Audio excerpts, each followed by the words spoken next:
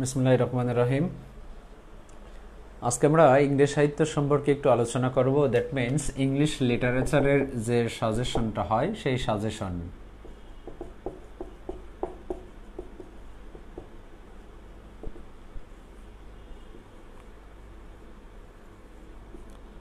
English লিটারেচারের suggestion. So আমরা English লিটারেচারের সাজেশনটা একটু জানা দরকার, যে কোন জায়গা থেকে কতটুকু এসেছে, আসবে এবং আসার সম্ভাবনা আছে, সেই পয়েন্ট অফ ভিউ থেকে আজকে লাইভে আসা।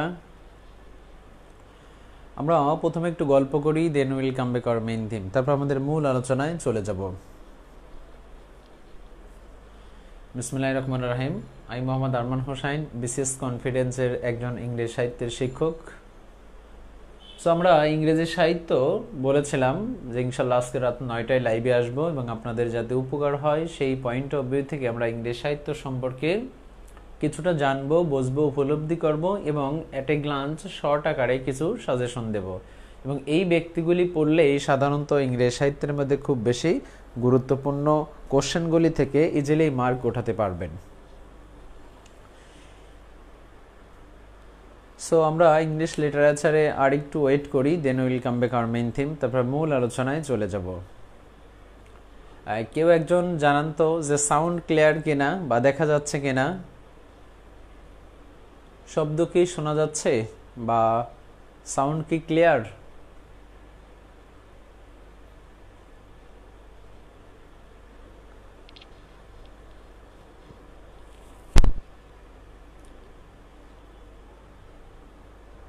বিসিএস পরীক্ষা সহ বাংলাদেশের সকল জব সেক্টরের জন্য ইংরেজি সাহিত্যকে আপনাকে অনার্স বা মাস্টার্স করতে হবে না। ইংরেজি সাহিত্য সম্পর্কে বেসিক একটু ধারণা নিলেই দ্যাটস এনাফ। হ্যাঁ, ধন্যবাদ ওয়াহিদুজ্জামান ভাই। সো আমরা আরেকটু অপেক্ষা করি, then will come back our main theme, তারপর মূল আলোচনায় চলে যাব। তার আগে জানান আপনারা সবাই কেমন আছেন? আই থিঙ্ক ভালো আছেন। আর এই সময়টা ভালো থাকাটাও খুব একটা গুরুত্বপূর্ণ বিষয়। নিজে ভালো থাকি এবং অন্যকে ভালো রাখার চেষ্টা করি, এটি হচ্ছে সবচেয়ে মানুষের বড় পাওয়া। আমরা ইংরেজি সাহিত্য সম্পর্কে জানবো এট এ গ্লান্স। আমরা নর্মালি ইংরেজি সাহিত্য অনেক কনফিউশন থেকে যায়, এই কনফিউশনগুলি আজকে আমরা দূর করব। ইংরেজি সাহিত্য টোটালি বলেছিলাম একটা সাজেশন, এই সাজেশন অনুসারে এই ব্যক্তিগুলি পড়বেন, তাহলে দ্যাটস এনাফ। এতটুকু পর্যন্ত কনসেপ্ট ক্লিয়ার থাকবে। আমরা মূল আলোচনায় চলে যাই, যেহেতু দু একজন দরকার হলে আবার রিপিট করব। দেখেন, বোর্ডে লিখেছি যে ইংলিশ লিটারেচার সাজেশন। ইংলিশ লিটারেচারের যে সাজেশনগুলি সাধারণত অনেক সময় পাওয়া যায় না, সেই সাজেশনগুলি আজকে অ্যাজ এ শিক্ষক দিবস হিসেবে আপনাদের জন্য ফ্রি এটা দেওয়া হচ্ছে, ভালো লাগার পয়েন্ট অফ ভিউ থেকে বা ভালোবাসার পয়েন্ট অফ ভিউ থেকে। আমরা প্রথমে একটু গল্প করি যে আমরা জানি টোটাল ইংরেজি সাহিত্যের যুগ আছে 8টি। যদিও আমরা জানি, তারপরে আবার একটু জেনে নেই, এর মধ্যে আরও নতুন কিছু অ্যাড হবে, তখন বিষয়টা বুঝতে আরও সুবিধা হবে। ইংরেজি সাহিত্যের যুগ হচ্ছে কয়টি? 8টি। যেমন অ্যাংলো সেকশন পিরিয়ড অথবা middle English period, renaissance period, নিও ক্লাসিক্যাল পিরিয়ড, রোমান্টিক এবং ভিক্টোরিয়ান পিরিয়ড, এবং বলা হয় মডার্ন পিরিয়ড, অ্যান্ড বলা হয় পোস্ট মডার্ন পিরিয়ড। এর হচ্ছে ইংরেজি সাহিত্যের 8টি যুগ আছে। আর এই 8টি যুগ থেকে সাধারণত সকল ধরনের কোশ্চেন প্যাটার্নে কোশ্চেন তৈরি করা হয়। তাহলে দেখেন, এই 8টা যুগের বাইরে কিন্তু কখনোই কোনো কোশ্চেন তৈরি করা হয় না। এর পাশাপাশি আরেকটা আসে, সেটা হচ্ছে লিটারেরি টার্মসকে কখনো কখনো বলা হয় ফিগার অফ স্পিচ, মানে দুটো একই কথা কিন্তু অথবা বলা হয়। এই হচ্ছে ফিগার অফ স্পিচ বা লিটারি টার্মস। এই 8-এর সাথে যদি আমরা একটা যোগ করি তাহলে 9। এই 9টা টপিকের পয়েন্ট অফ ভিউ থেকে সাহিত্যের সকল কোশ্চেন তৈরি করা হয়। আমরা জানি ইংরেজি সাহিত্যের টোটাল যুগ আছে 8টি, এবং 8টি যুগ আমরা ছোট্ট করে অ্যাট এ গ্লান্স একটু জেনে নিলাম। Anglo Saxon, middle age, renaissance, neo classical, romantic, Victorian, modern এবং পোস্ট মডার্ন। এই 8টি যুগের বাইরেও কখনো কখনো কোশ্চেন আসে, সেটা হচ্ছে লিটারি টার্মস, যেটা আমরা বোর্ডের বাম পাশে লিখলাম লিটারি টার্মসের অপর নাম বলা হয় ফিগার অফ স্পিচ। তাহলে ফিগার অফ স্পিচ থেকে প্রায় বছরই কোশ্চেন তৈরি করা হয় এবং এই যে 8টি যুগ আছে এই 8টি যুগ থেকে সাধারণত কোশ্চেন তৈরি করা হয়েছে, হবে এবং হওয়ার সম্ভাবনা আছে। এখন ছোট্ট করে আমরা একটা গ্লান্স একটু দেখি এই 9টা টপিকের পয়েন্ট অফ ভিউ থেকে যে কোশ্চেনগুলি তৈরি করা হয় বিসিএস সহ সকল জব সেক্টরে, not only call the BCS but also others exam in job sector of Bangladesh. বাংলাদেশের সকল জব সেক্টরে এই জায়গাগুলি থেকে কোশ্চেন তৈরি করা হয়েছে, হবে এবং হওয়ার সম্ভাবনা বেশি রয়েছে। তাহলে দেখেন এখানে বিসিএস এর সিলেবাস যে জায়গা থেকে যুক্ত করা হয়েছে সেটা হচ্ছে এই 6 নম্বর যুগ থেকে বা 3 নম্বর যুগ থেকে বিসিএস এর সিলেবাসটা অন্তর্ভুক্ত করা হয়েছে। তার মানে অ্যাংলো সেকশন আর মিডল এজ কিন্তু নো নিড, দরকার নেই। তাহলে এখানে যে যুগ আছে সেটা হচ্ছে মাত্র 6টা যুগ। তাহলে আপনি যে কোনো জব সেক্টরের জন্য এই 6টা যুগ পড়েন, উপরের দুটো পড়া দরকার নেই। তার মানে উপরের দুটো আমরা মুছে দিতে পারি। বিসিএস এর জন্য কয়টা যুগ পড়বেন? ইংরেজি সাহিত্যের 6টা, আর এখানে একটা লিটারি টার্মস বা ফিগার অফ স্পিচ, এই 7টা ইনফরমেশন পড়বেন। বিসিএস এর জন্য এই 7টা ইনফরমেশন পড়বেন, আর এই 7টাই খুবই গুরুত্বপূর্ণ। এখন দেখেন এই 7টার মধ্যে থেকে মডার্ন আর পোস্ট মডার্নটা পরে পড়বেন, এটা পরে পড়বেন। মডার্ন আর পোস্ট মডার্নটা পরে পড়বেন। কেন পরে পড়বেন? মডার্ন আর পোস্ট মডার্ন অনেক লার্জ একটা সিলেবাস এবং মডার্ন পোস্ট মডার্ন থেকে অনেক পড়তে হয়, তাহলে কোশ্চেন কমন পেতে হয়। তাহলে এই দুটি যুগ পরে পড়বেন। আপনি ফার্স্ট অফ অল 4টি যুগ পড়বেন। বিসিএস এর জন্য 4টি যুগ পড়বেন, 4টি যুগ পড়বেন। আর এই 4টি যুগ হচ্ছে বিসিএস এর জন্য 4টি যুগ পড়বেন। এই 4টি যুগ হচ্ছে renaissance, neo classical, romantic, Victorian, এই 4টি যুগ পড়বেন। এখন এই 4টি যুগের মধ্যে থেকে প্রথমে আপনাকে দুটি পড়তে হবে, রেনেসান্স আর রোমান্টিক। এই দুটি পড়লে আপনি যে কোনো পরীক্ষার জন্য নট অনলি বিসিএস 5 বা 6 নম্বর ইজিলি কমন পাবেন। তাহলে দেখেন 8টি যুগের মধ্যে থেকে প্রথম দুটি নর্মালি বাদ, এখানে পড়ার দরকার নেই, বাকি থাকে 6টি। এই 6টির মধ্যে থেকে লাস্টের দুইটা একদম পরে পড়বেন, মডার্ন আর পোস্ট মডার্ন। তাহলে বাকি থাকলো 4টি। এই 4টির মধ্যে থেকে ফার্স্ট অফ অল দুটি পড়েন, একটা রেনেসান্স পিরিয়ড, একটা হচ্ছে রোমান্টিক পিরিয়ড। এই দুটো পড়েন, এখান থেকে কমপক্ষে 5টা 6টা বিসিএস এর জন্য কমন পাবেন। বিসিএস ছাড়া যদি অন্য জায়গায় পরীক্ষা দেন তাহলে রেনেসান্স বা রোমান্টিক পিরিয়ড থেকেই সাধারণত কোশ্চেন 1টা 2টা করা হয়। এরপর নিও ক্লাসিক্যাল থেকে 5 জন আর ভিক্টোরিয়ান থেকে 5 জন ব্যক্তি পারেন, দ্যাটস এনাফ। আর এই লিটারি টার্মস থেকে মাত্র 10টা লিটারি টার্মস পড়েন, মাত্র 10টা লিটারি টার্মস পড়েন, দ্যাটস এনাফ। তাহলে দেখেন সাহিত্য থেকে খুব সহজেই আপনি পুরো বিষয়টা কন্ট্রোল করতে পারবেন। হ্যাঁ, ওয়ালাইকুম আসসালাম। হ্যাঁ, ভালো আছি আলী ভাই। তাহলে যতটুকু বললাম একটু আবার শুনি। ইংরেজি সাহিত্যের 8টি যুগ আছে, এই 8টি যুগের মধ্যে থেকে প্রথম দুটি যুগ পড়ার দরকার নেই, আপনি 6টি যুগ পড়বেন। এই 6টির মধ্যে থেকে লাস্টের দুইটা যেহেতু অনেক বড়, সেই পয়েন্ট অফ ভিউ থেকে এটা বাদ আমরা মূলত 4টি যুগ পড়ব। আর এই 4টি যুগের মধ্যে থেকে renaissance, neo classical, romantic, Victorian, এই 4টি যুগের মধ্যে থেকে ফার্স্ট অফ অল দুটি যুগ পড়বেন, একটা হচ্ছে রেনেসান্স পিরিয়ড, একটা হচ্ছে রোমান্টিক পিরিয়ড। এই দুটি যুগ থেকে হিউজ পরিমাণ কোশ্চেন তৈরি করা হয়েছে, হবে এবং হওয়ার সম্ভাবনা আছে। রেনেসান্স, রোমান্টিক থেকে 5টা 6টার বেশি প্রত্যেক বছর বিসিএস এ কোশ্চেন তৈরি করা হয়। এরপর নিও ক্লাসিক্যাল থেকে 4-5 জন বা ভিক্টোরিয়ান থেকে 4-5 জন পড়লে দ্যাটস এনাফ।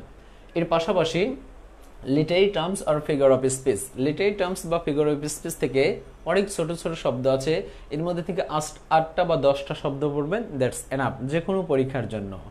তাহলে এই হচ্ছে লিটারেচার এট এ গ্ল্যান্স। আমরা জানলাম এখানে 8টি যুগ আছে, 8টি যুগের প্রথম দুটি নো নিড, বাকি 6টার মধ্যে থেকে প্রথম 4টি খুব বেশি ইম্পর্টেন্ট এবং এই 4টির মধ্যে থেকে রেনেসান্স, রোমান্টিক অধিক বেশি ইম্পর্টেন্ট। নিও ক্লাসিক্যাল, ভিক্টোরিয়ান থেকে হাতে গোনা কয়েকজন ব্যক্তি পড়লে কোশ্চেন কমন পাওয়া যায়। মডার্ন পোস্ট মডার্ন থেকে আমরা পরে পড়বো, আর মডার্ন পোস্ট মডার্ন থেকে মাত্র 4-5 জন ব্যক্তি পড়বো। যদিও মডার্ন পোস্ট মডার্নে হিউজ পরিমাণ ব্যক্তি আছে, কিন্তু বিসিএস এর সিলেবাস অনুসারে মডার্ন পোস্ট মডার্ন থেকে আমরা ইম্পর্টেন্ট ব্যক্তিগুলি এট এ গ্ল্যান্স জেনে নেব। তাহলে দেখেন অ্যাংলো সেকশন বা মিডল এজ নো নিড। আমরা এবার আসি রেনেসান্স পিরিয়ড থেকে গুরুত্বপূর্ণ ব্যক্তিগুলো এট এ গ্ল্যান্স জেনে নেই। যে ব্যক্তিগুলো খুব বেশি গুরুত্বপূর্ণ সেই ব্যক্তিগুলো আমরা একটু আলোচনা করব, জানবো, বুঝবো, উপলব্ধি। তাহলে আমরা এট এ গ্ল্যান্স সাজেশনের শুরুতে রেনেসান্স পিরিয়ড বলি। RENAISSANC, স্পেলিংটা খুবই গুরুত্বপূর্ণ, RENAISSANC। রেনেসান্স পিরিয়ডের যে ব্যক্তিগুলি, সেই ব্যক্তিগুলি খুব বেশি ইম্পর্টেন্ট। আমরা প্রথমে একটা গ্লান্স জানি, ক্রিস্টোফার মার্লো, এরপর William Shakespeare, SHAKESPEAR, William Shakespeare, কিন্তু স্পেলিংটা খুবই গুরুত্বপূর্ণ, লাস্টে একটা কি আছে, আর আছে, ARE, Shakespeare, not Shakespeare. And another thing is that বলা হয় বেন জনসনে অবশ্যই এইচ নেই, কি নেই, এইচ নেই। And another thing is that বলা হয় জন ডান, হ্যাঁ, যাকে বলা হয় পয়েট অফ বিউটি বা ইত্যাদি। জন ডানকে বলা হয় পয়েট অফ বিউটি, কিন্তু পয়েট অফ লাভ অবশ্যই বলা হচ্ছে জন কিটস। প্রত্যেকেই বলা হয় একে ফাদার অফ ইংলিশ ট্র্যাজেডি অথবা ইউনিভার্সিটি উইট। শেক্সপিয়ারকে অনেক বলা হয়, বেন জনসনকে বলা হয় father of English realistic comedy, কিন্তু কমেডির জনক Nicholas Udall. John Donne poet of love, metaphysical poet, আরও অনেক কিছু। নো নিড, আমরা শুধুমাত্র সাজেশন দিচ্ছি যেহেতু, তাহলে ক্রিস্টোফার মার্লো, উইলিয়াম শেক্সপিয়ার এবং বেন জনসন এবং জন ডান, অ্যান্ড বলা হয় এডমান্ড স্পেন্সার, যাকে বলা হয় পয়েট অফ পয়েটস, কবিদের কবি, আরও অনেক কিছু। তাহলে দেখেন রেনেসান্স পিরিয়ড থেকে এই 5 জন ব্যক্তি পড়বেন। রেনেসান্স পিরিয়ড থেকে এই 5 জন ব্যক্তি খুবই ইম্পর্টেন্ট। আমরা যতটুকু এখানে লিখেছি রেনেসান্স পিরিয়ড, এই রেনেসান্স পিরিয়ড থেকে সাধারণত 5 জন ব্যক্তি আছে, যে 5 জন ব্যক্তি অনেক বেশি ইম্পর্টেন্ট। তাহলে রেনেসান্স পিরিয়ড থেকে বিসিএস বা এলিজাবেথিয়ান পিরিয়ড থেকে বিসিএস এর যাত্রা শুরু হয়েছে। এর মধ্যে থেকে এই 5 জন ব্যক্তি খুব বেশি important: Christopher Marlowe, William Shakespeare, Ben Jonson, John Donne, Edmund Spenser. এই 5 জন ব্যক্তির বাইরে আর পড়া দরকার নেই। That's enough. এবার এই রেনেসান্স পিরিয়ডের এই সকল ব্যক্তিগুলি ছাড়াও আরো 2-1 ব্যক্তি আছে, সেটা হলো এক্সট্রা, মানে অতিরিক্ত। এই অতিরিক্ত ব্যক্তির মধ্যে একজন ব্যক্তি হচ্ছে থমাস মোর, THOMS, থমাস মোর, MORE। থমাস মোরের একটা গ্রন্থ পড়বেন উটোপিয়া। তাহলে থমাস মোরের একটা গ্রন্থ উটোপিয়া। এরপর একজন ব্যক্তি আছে থমাস কিড, এর একটা গ্রন্থ, সেটা হচ্ছে দি স্প্যানিশ ট্র্যাজেডি। এরপর একজন ব্যক্তি আছে জন ওয়েবস্টার, একটা গ্রন্থ দি ডাচেস অফ মালফি। এরপর একটা বলা হচ্ছে, এই 3 জন ব্যক্তি পড়বেন, দ্যাটস এনাফ, এর বাইরে আর পড়ার দরকার নেই। তাহলে দেখেন এখানে আমরা যে কয়েকজন ব্যক্তি জানলাম, এর পাশাপাশি অতিরিক্ত 3 জন ব্যক্তি জানলাম। সেটা হচ্ছে থমাস মোরের একটা গ্রন্থ উটোপিয়া, থমাস কিডের একটা গ্রন্থ দি স্প্যানিশ ট্র্যাজেডি, জন ওয়েবস্টার একটা গ্রন্থ, সেই গ্রন্থের নাম হচ্ছে দি ডাচেস অফ মালফি। এই 3 জন কিন্তু অতিরিক্ত।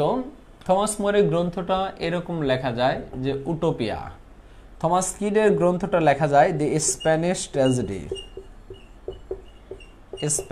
ট্র্যাজেডি, এন্ড লাস্ট জন ওয়েবস্টারের গ্রন্থটা লেখা যায় দি ডাচেস অফ মালফি। এবার একটু খেয়াল করি, দেখেন বোর্ডে যতটুকু লিখেছি, রেনেসান্স পিরিয়ড থেকে এই ব্যক্তিগুলি পড়লেই দ্যাটস এনাফ, এর বাইরে আর কখনো পড়ার দরকার হবে না। রেনেসান্সের নাম, ডিরেকশন, সেঞ্চুরি, শাখা প্রশাখাটা একটু জানার পরে রেনেসান্স পিরিয়ড থেকে মাত্র 5 জন ব্যক্তি পড়বেন: Christopher Marlowe, William Shakespeare, Ben Johnson এবং বলা হচ্ছে জন ডান, এডমান্ড স্পেন্সার। এই 5 জন ব্যক্তি পড়ার পরে বাকি আমরা রেনেসান্স পিরিয়ড থেকে 3 জন ব্যক্তি পড়ব। ফার্স্ট অফ অল হচ্ছে থমাস মোর, একটা গ্রন্থ উটোপিয়া, 35তম বিসিএস পরীক্ষা এসেছিল। থমাস কিড, একটা গ্রন্থ দি স্প্যানিশ ট্র্যাজেডি, 37তম বিসিএস পরীক্ষা এসেছিল। জন ওয়েবস্টার, এটা কখনোই আসে নাই, দি ডাচেস অফ মালফি, এটা আসতে পারে। তাহলে আমরা এখানে যতটুকু জানলাম, আমরা এই 5 জন ব্যক্তি রেনেসান্স পিরিয়ডের পড়ব। এর পাশাপাশি রেনেসান্স পিরিয়ডের আরো যদি ব্যক্তি পড়ার প্রয়োজন মনে হয়, তাহলে অতিরিক্ত এই 3 জন ব্যক্তি পড়ব। তো রেনেসান্স পিরিয়ড থেকে টোটালি 8 জন ব্যক্তি পড়ব বিসিএস পরীক্ষার জন্য বা আদার সকল জব সেক্টরের জন্য। That's enough. এবার ছোট্ট করে আমরা রেনেসান্স পিরিয়ডের পরে যে অন্য পিরিয়ড আছে, আমরা সেই পিরিয়ডে চলে যাই। আমাদের সাথে ছোটদেও একজন শিক্ষক আছে, আশিস কুমার বাগচি স্যার আছে। পার্সোনালিভাবে তাকে আমি খুব ভালো চিনি এবং সে খুব ভালো টিচিং দেয় এবং তার টেকনিক খুবই ভালো, যে খুব দ্রুত স্যার অনেক কিছু বলতে পারে এবং স্যারের অ্যাটিটিউড খুবই ভালো আই থিঙ্ক, এবং সে খুব মানুষের সাথে খুব ফ্রেন্ডলি মেশে স্টুডেন্টদের খুব ভালোবাসে। সো ভালো থাকবেন স্যার, ধন্যবাদ সাথে থাকার জন্য। আর আমাদের স্টুডেন্ট যারা আছে তাদেরকে আরও নতুন নতুন কিছু উপহার দেবেন। সো শুভকামনা স্যার আপনার জন্য। সো রেনেসান্স পিরিয়ড থেকে এতটুকু পড়লে that's enough. Welcome back our main theme. Renaissance period একটা ছোট্ট সাজেশন, এই সাজেশন এই 5 জন ব্যক্তি ইম্পর্টেন্ট, পাশাপাশি অতিরিক্ত 2-3 জন পড়ব, দ্যাটস এনাফ। এবার রেনেসান্সের পরে অন্য একটা যুগ, সেই যুগটার নাম হচ্ছে দি নিও ক্লাসিক্যাল পিরিয়ড। শব্দটা হবে নিও ক্লাসিক্যাল পিরিয়ড, নট নিউ, অবশ্যই নিও, NEO। নিও ক্লাসিক্যাল পিরিয়ডের বাংলা অর্থ বলা হয় নব্য ধ্রুপদী, মানে যেটা নকল, copy, duplicate, artificial, nickname, false, সেটা। নিও ক্লাসিক্যাল পিরিয়ড থেকে হাতে গোনা কয়েকজন ব্যক্তি পড়বেন, তার মধ্যে একজন ব্যক্তি হচ্ছে জন ড্রাইডেন, DRYDEN, যাকে বলা হয় ফাদার অফ ইংলিশ ক্রিটিসিজম। শেক্সপিয়ারের গ্রন্থকে ক্রিটিসিজম করেছিল। অথবা ফার্স্ট লরেট পয়েট, লরেট মানে সবাদয় বা রাজকবি, court poet of England, it's call laureate poet. Secondly হচ্ছে জন মেল্টন, এবং থার্ডলি হচ্ছে আলেকজান্ডার পপ, ALEXANDER, পপ। দেখেন এবার 40তম বিসিএস আসছে রেপ অফ দি লক, একটা বিখ্যাত ইপিক বা মক ইপিক। কার লেখা? Alexander pop.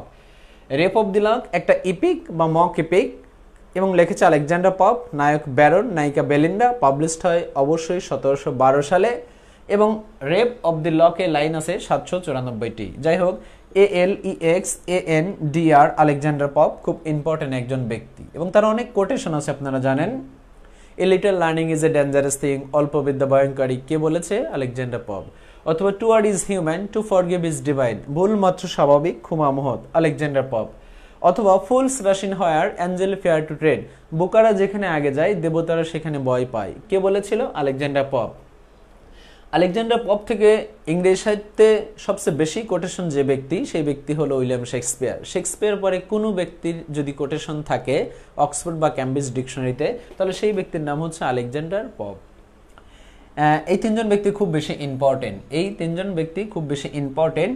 এর পাশাপাশি আমরা অতিরিক্ত 2 জন লিখি, জোনাথন সুইফট, TSN সুইফট।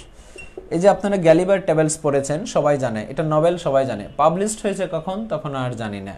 1726 সালে এই বিখ্যাত নভেল জোনাথন সুইফট লিখেছিল, পাবলিশড হয়। এর পাশাপাশি Henry fielding, HENRY fielding, FIELDING, Henry fielding.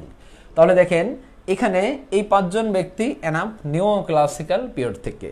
তাহলে নিও ক্লাসিক্যাল পিরিয়ড থেকে অবশ্যই আমরা কয়জন ব্যক্তি পড়বো? নিও ক্লাসিক্যাল পিরিয়ড থেকে আমরা টোটালি 5 জন ব্যক্তি পড়বো। আর এই 5 জন ব্যক্তি থেকে বিগত বছরে হিউজ পরিমাণ কোশ্চেন তৈরি করা হয়েছে, হবে, হওয়ার সম্ভাবনা আছে। আলেকজান্ডার পপ, জোনাথন সুইফট এবং হেনরি ফিল্ডিং, এই 5 জন ব্যক্তি পড়বো নিও ক্লাসিক্যাল পিরিয়ডের মধ্য থেকে।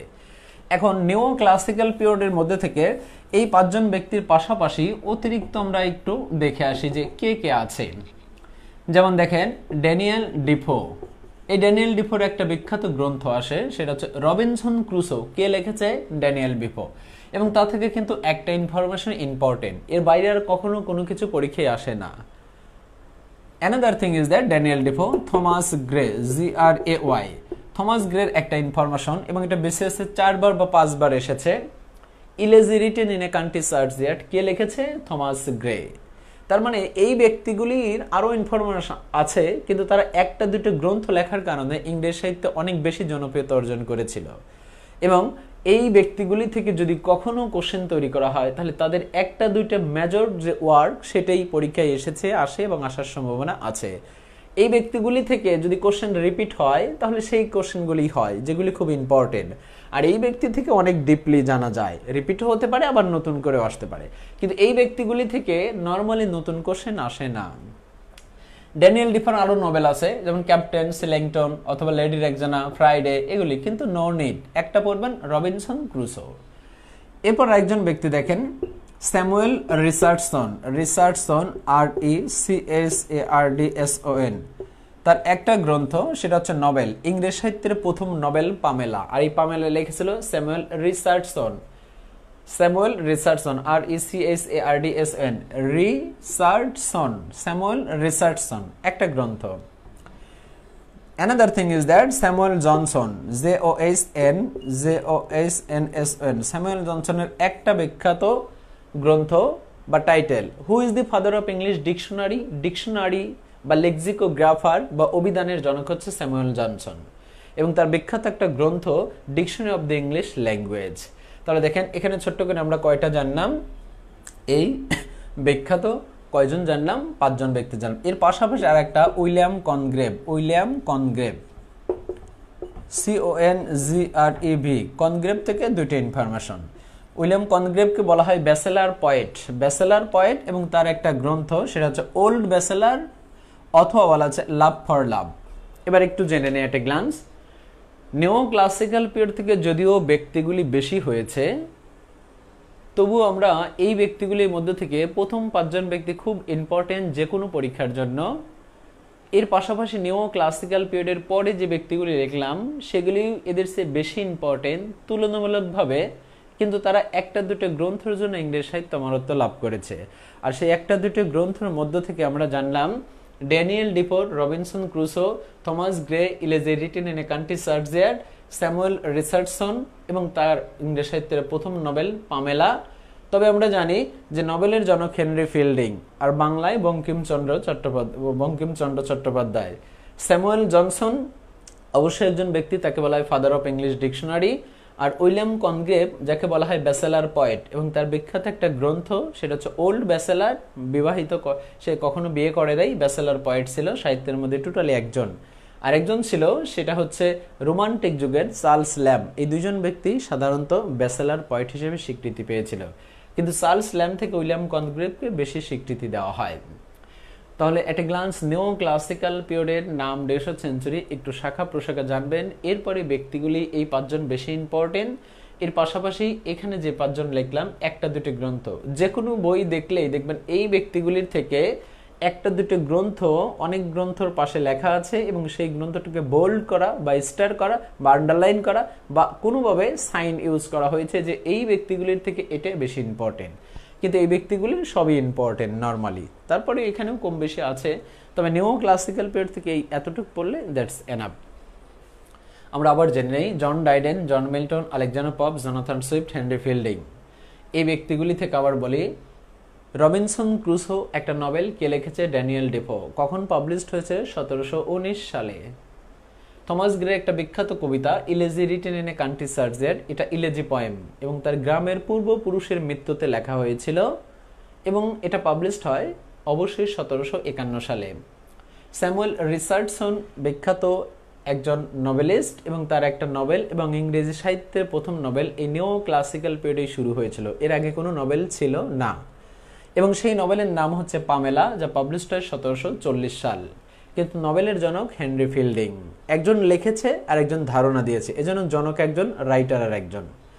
স্যামুয়েল জনসনকে বলা হয় ফাদার অফ ইংলিশ ডিকশনারি, এবং তার ডিকশনারিটা পাবলিশড হয় 1751 সালে অথবা 1755 সালে, এবং লিখেছিল Samuel Johnson, father of English dictionary বা লেক্সিকোগ্রাফার বা অভিধান। উইলিয়াম কনগ্রেভকে বলা হয় ব্যাচেলার পয়েট, তার বিখ্যাত দুটো কমেডি, একটা ওল্ড ব্যাচেলার, একটা love for love. That's enough. এটা সেভ থাকবে, পরবর্তীতেও শোনা যাবে। সো এবার আমরা আসি রোমান্টিক পিরিয়ড, এবং আই থিঙ্ক আপনারা রোমান্টিক পিরিয়ড অনেক কনফিউশন হয়ে যায়। আর রোমান্টিক পিরিয়ডটা ইংরেজ সাহিত্যের মধ্যে সবচেয়ে গুরুত্বপূর্ণ একটা পিরিয়ড। রোমান্টিক পিরিয়ডের ব্যাপ্তিকালটা খুব অল্প সময়, মাত্র কত বছর? 34 বছর, এবং যদি লিখি 1798 থেকে 1832, এটা হচ্ছে মাত্র 34 বছর, যা আপনাদের এইজের সমান। এই রোমান্টিক পিরিয়ডে যে ব্যক্তিগুলি আছে, এই সকল ব্যক্তিগুলির মধ্যে থেকে অবশ্যই পড়বেন উইলিয়াম ওয়ার্ডসওয়ার্থ, WRDS। দেখেন ওয়ার্ডস, এরপর ওর্থ, WRTS, তাহলে আর স্পেলিংটা মিস হবে না। আর যদি মিস হয় তাহলে ওর্থ লেস হয়ে যাবেন, অপদার্থ। এরপর ST Coleridge, COLERIDGE, Samuel Taylor Coleridge. এরপর একজন ব্যক্তি PB Shelley, SHELLEY, Percy Bysshe Shelley বা পাশের বাড়ি শেলি বা পাশের বাড়ি শালি বা বাংলাদেশ পুলিশ সার্ভিস, অনেকভাবে লেখা যায়। অ্যান্ড লাস্ট আর একজন ব্যক্তি হচ্ছে জন কিটস। এই 4 জন ব্যক্তি পড়বেন, দ্যাটস এনাফ। এই 4 জন ব্যক্তির ছাড়া রোমান্টিক পিরিয়ডের আর অতিরিক্ত তেমন একটা পড়ার দরকার নেই। তাহলে রোমান্টিক পিরিয়ড এমন একটা পিরিয়ড, এখান থেকে বিগত বছরগুলি যে কোশ্চেন এসেছে, আসবে এবং আসার সম্ভাবনা আছে, সেই হচ্ছে এই চারজন ব্যক্তি। আর এই চারজন ব্যক্তি হচ্ছে উইলিয়াম ওয়ার্ডসওয়ার্থ, যাকে অনেক টাইটেল বলা যায়। আমরা যেহেতু টাইটেল বলতে গেলে শেষ হবে না, এই জন্য শুধু সাজেশন আকারে ব্যক্তিগুলোই জানছি। যেমন দেখেন, উইলিয়াম ওয়ার্ডসওয়ার্থকে বলা হয় poet of nature, worship of nature, high priest of nature, poet of children, poet of childhood, laureate poet, lyrical poet, romantic যুগের কবি, father of romantics, poet of the early 19th century, এবং he was born in 1770 থেকে 1850। একই রকম ST কর্লিসকে বলা হয় super natural poet, আপিম ইটার, অ্যাডিক্টেড টু আপিম, গাজাখোর কবি, বোজন ফেন্ট অফ এসটি কর্লিস, আর্লি 19th সেঞ্চুরি, এবং হি ওয়াজ বর্ন ইন 1772 থেকে 1834।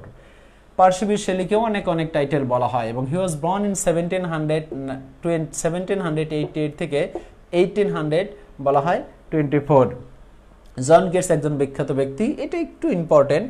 Poet of nature, worship of nature, এবং বলা হচ্ছে লিরিক্যাল, বলা হচ্ছে অ্যানাদার থিং ইজ দ্যাট কিশোর কবি, বাংলা সাহিত্যে কিশোর কবি বলা হয় অবশ্যই কাকে? বাংলা সাহিত্যে কিশোর কবি বলা হয় সুকান্ত ভট্টাচার্যকে, আর ইংরেজি সাহিত্যে কিশোর কবি বলা হয় জন কেটস। এবং man of medicine, youngest poet of English literature. তবে একটাই আসে, সেটা হচ্ছে poet of beauty, poet of love John Donne, poet of beauty John Keats. Love আর বিউটি দুইটার যদিও অর্থের দিক থেকে একই রকম, কিন্তু ওয়ার্ডের কারণে ব্যক্তিটা এবং শব্দটা ভিন্ন। যেমন প্রমোদ চৌধুরী আর প্রথম চৌধুরী অনেক পার্থক্য, তাহলে পয়েট অফ লাভ আর পয়েট অফ বিউটি অনেক পার্থক্য। John Keats was born in 1795 থেকে 1821, এবং সে মাত্র 26 বছর বেঁচে ছিল এবং খুব অল্প সময়। কিন্তু সুকান্ত ভট্টাচার্য কিশোর কবি, সেও মাত্র 21 বছর বেঁচে ছিল। তাহলে ইংলিশ থেকে বাঙালি আমরাই গ্রেট।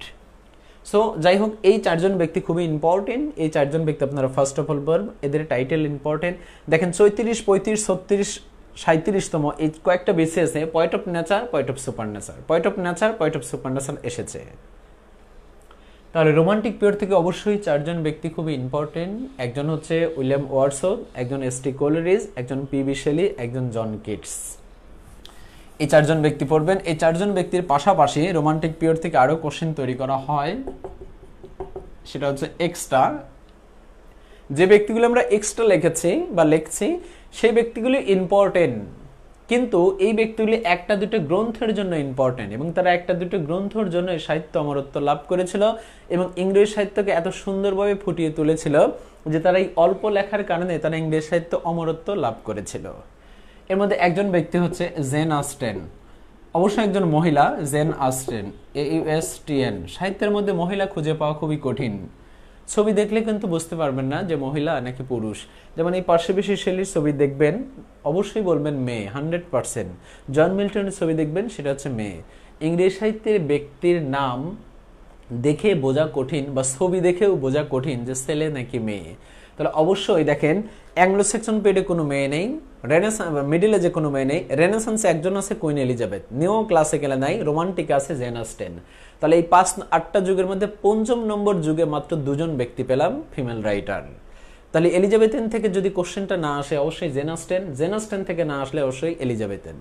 ভিক্টোরিয়ান পিরিয়ডে 1-2জন আছে এবং মডার্ন পিরিয়ডে 1-2জন ফিমেল রাইটার আছে। টনি মরিসন, এরপর Arundhati Roy, the god of a small thing novel, এরপর ভার্জিনিয়া উলফ, এরকম। তাহলে অবশ্যই ফিমেল রাইটার থেকে একটা দুটো কোশ্চেন কখনো কখনো হয়। তার মধ্যে একজন ব্যক্তি Jane Austen, sense and sensibilities, pride and prejudice, এগুলি তার নভেল। আরো অনেক অনেক আছে, Emma, Mansfield Park, history of the England, Sanditon, no need ভাই, শুধু জেন অস্টেন থেকে 2টা পড়বেন। সে একজন ফিমেল বা ফেমাস নভেলিস্ট বা anti romantic novelist. Sense and sensibilities, pride and prejudice. যাই হোক, দ্বিতীয় ব্যক্তি আমরা আসি। দ্বিতীয় ব্যক্তির নাম বলা হচ্ছে, হোয়াট শুড আই সে, বলা হয় Lord Byron, BYRON। Lord Byron থেকে 2টো পড়বেন। তাকে রিবেল পয়েট বলা হয়, বিদ্রোহী কবি, কাজী নজরুল ইসলামের সাথে তুলনা করা হয়। এবং এর বিখ্যাত একটা গ্রন্থ ডন জোয়ান, এটা একটা ইপিক। এবং এই লর্ড বাইরন থেকে 40তম বিসিএসে কোশ্চেন আসছিল। Another thing is that William Blake, BLAK, William Blake, যাকে বলা হয় পয়েট অ্যান্ড পেইন্টার, তার একটা গ্রন্থ song of innocence, song of experience. তাহলে দেখেন এই 3জন ব্যক্তি পড়লাম। এর পাশাপাশি লাস্ট আর একজন ব্যক্তি, সেটা হচ্ছে sir Walter Scott. Sir Walter Scott একটা কবিতা, দি প্যাট্রিয়টিজম। এই চারজন হচ্ছে অতিরিক্ত। এই চারজন আপনি বই খুললে যে কোনো বই নিশ্চিত দেখতে পারবেন যে এই চারজন ব্যক্তি কেন ইম্পর্টেন্ট এবং এই চারজন ব্যক্তি থেকে কি ধরনের কোশ্চেন তৈরি করা হয়, হয়েছে, হবে এবং হওয়ার সম্ভাবনা আছে। তাহলে রোমান্টিক পিরিয়ড থেকে অ্যাট এ গ্লান্স রোমান্টিকের নাম, ডিউরেশন এবং রোমান্টিক শব্দটা সম্পর্কে অনেক বলা যায়, নো নিড। যদি বলি আপনি romantic, yes, what is the definition of a romantic, আর জানি না, তখন হাসি দিতে পারি।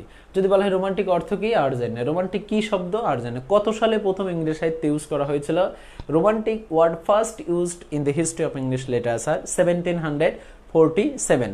1748 সালে রোমান্টিক শব্দটা ডিকশনারিতে প্রথম আনে।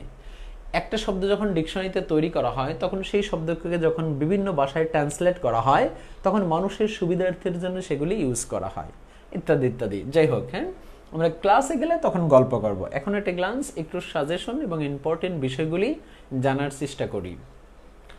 রোমান্টিক পিরিয়ডের এখানে দেখেন 1798-এ লিরিক্যাল ব্লাড একটা কবিতা সমগ্র ছিল। উইলিয়াম ওয়ার্ডসওয়ার্থের 19টা, এস্টিকলের 4টা, দু একটা বইতে 5টাও হয়।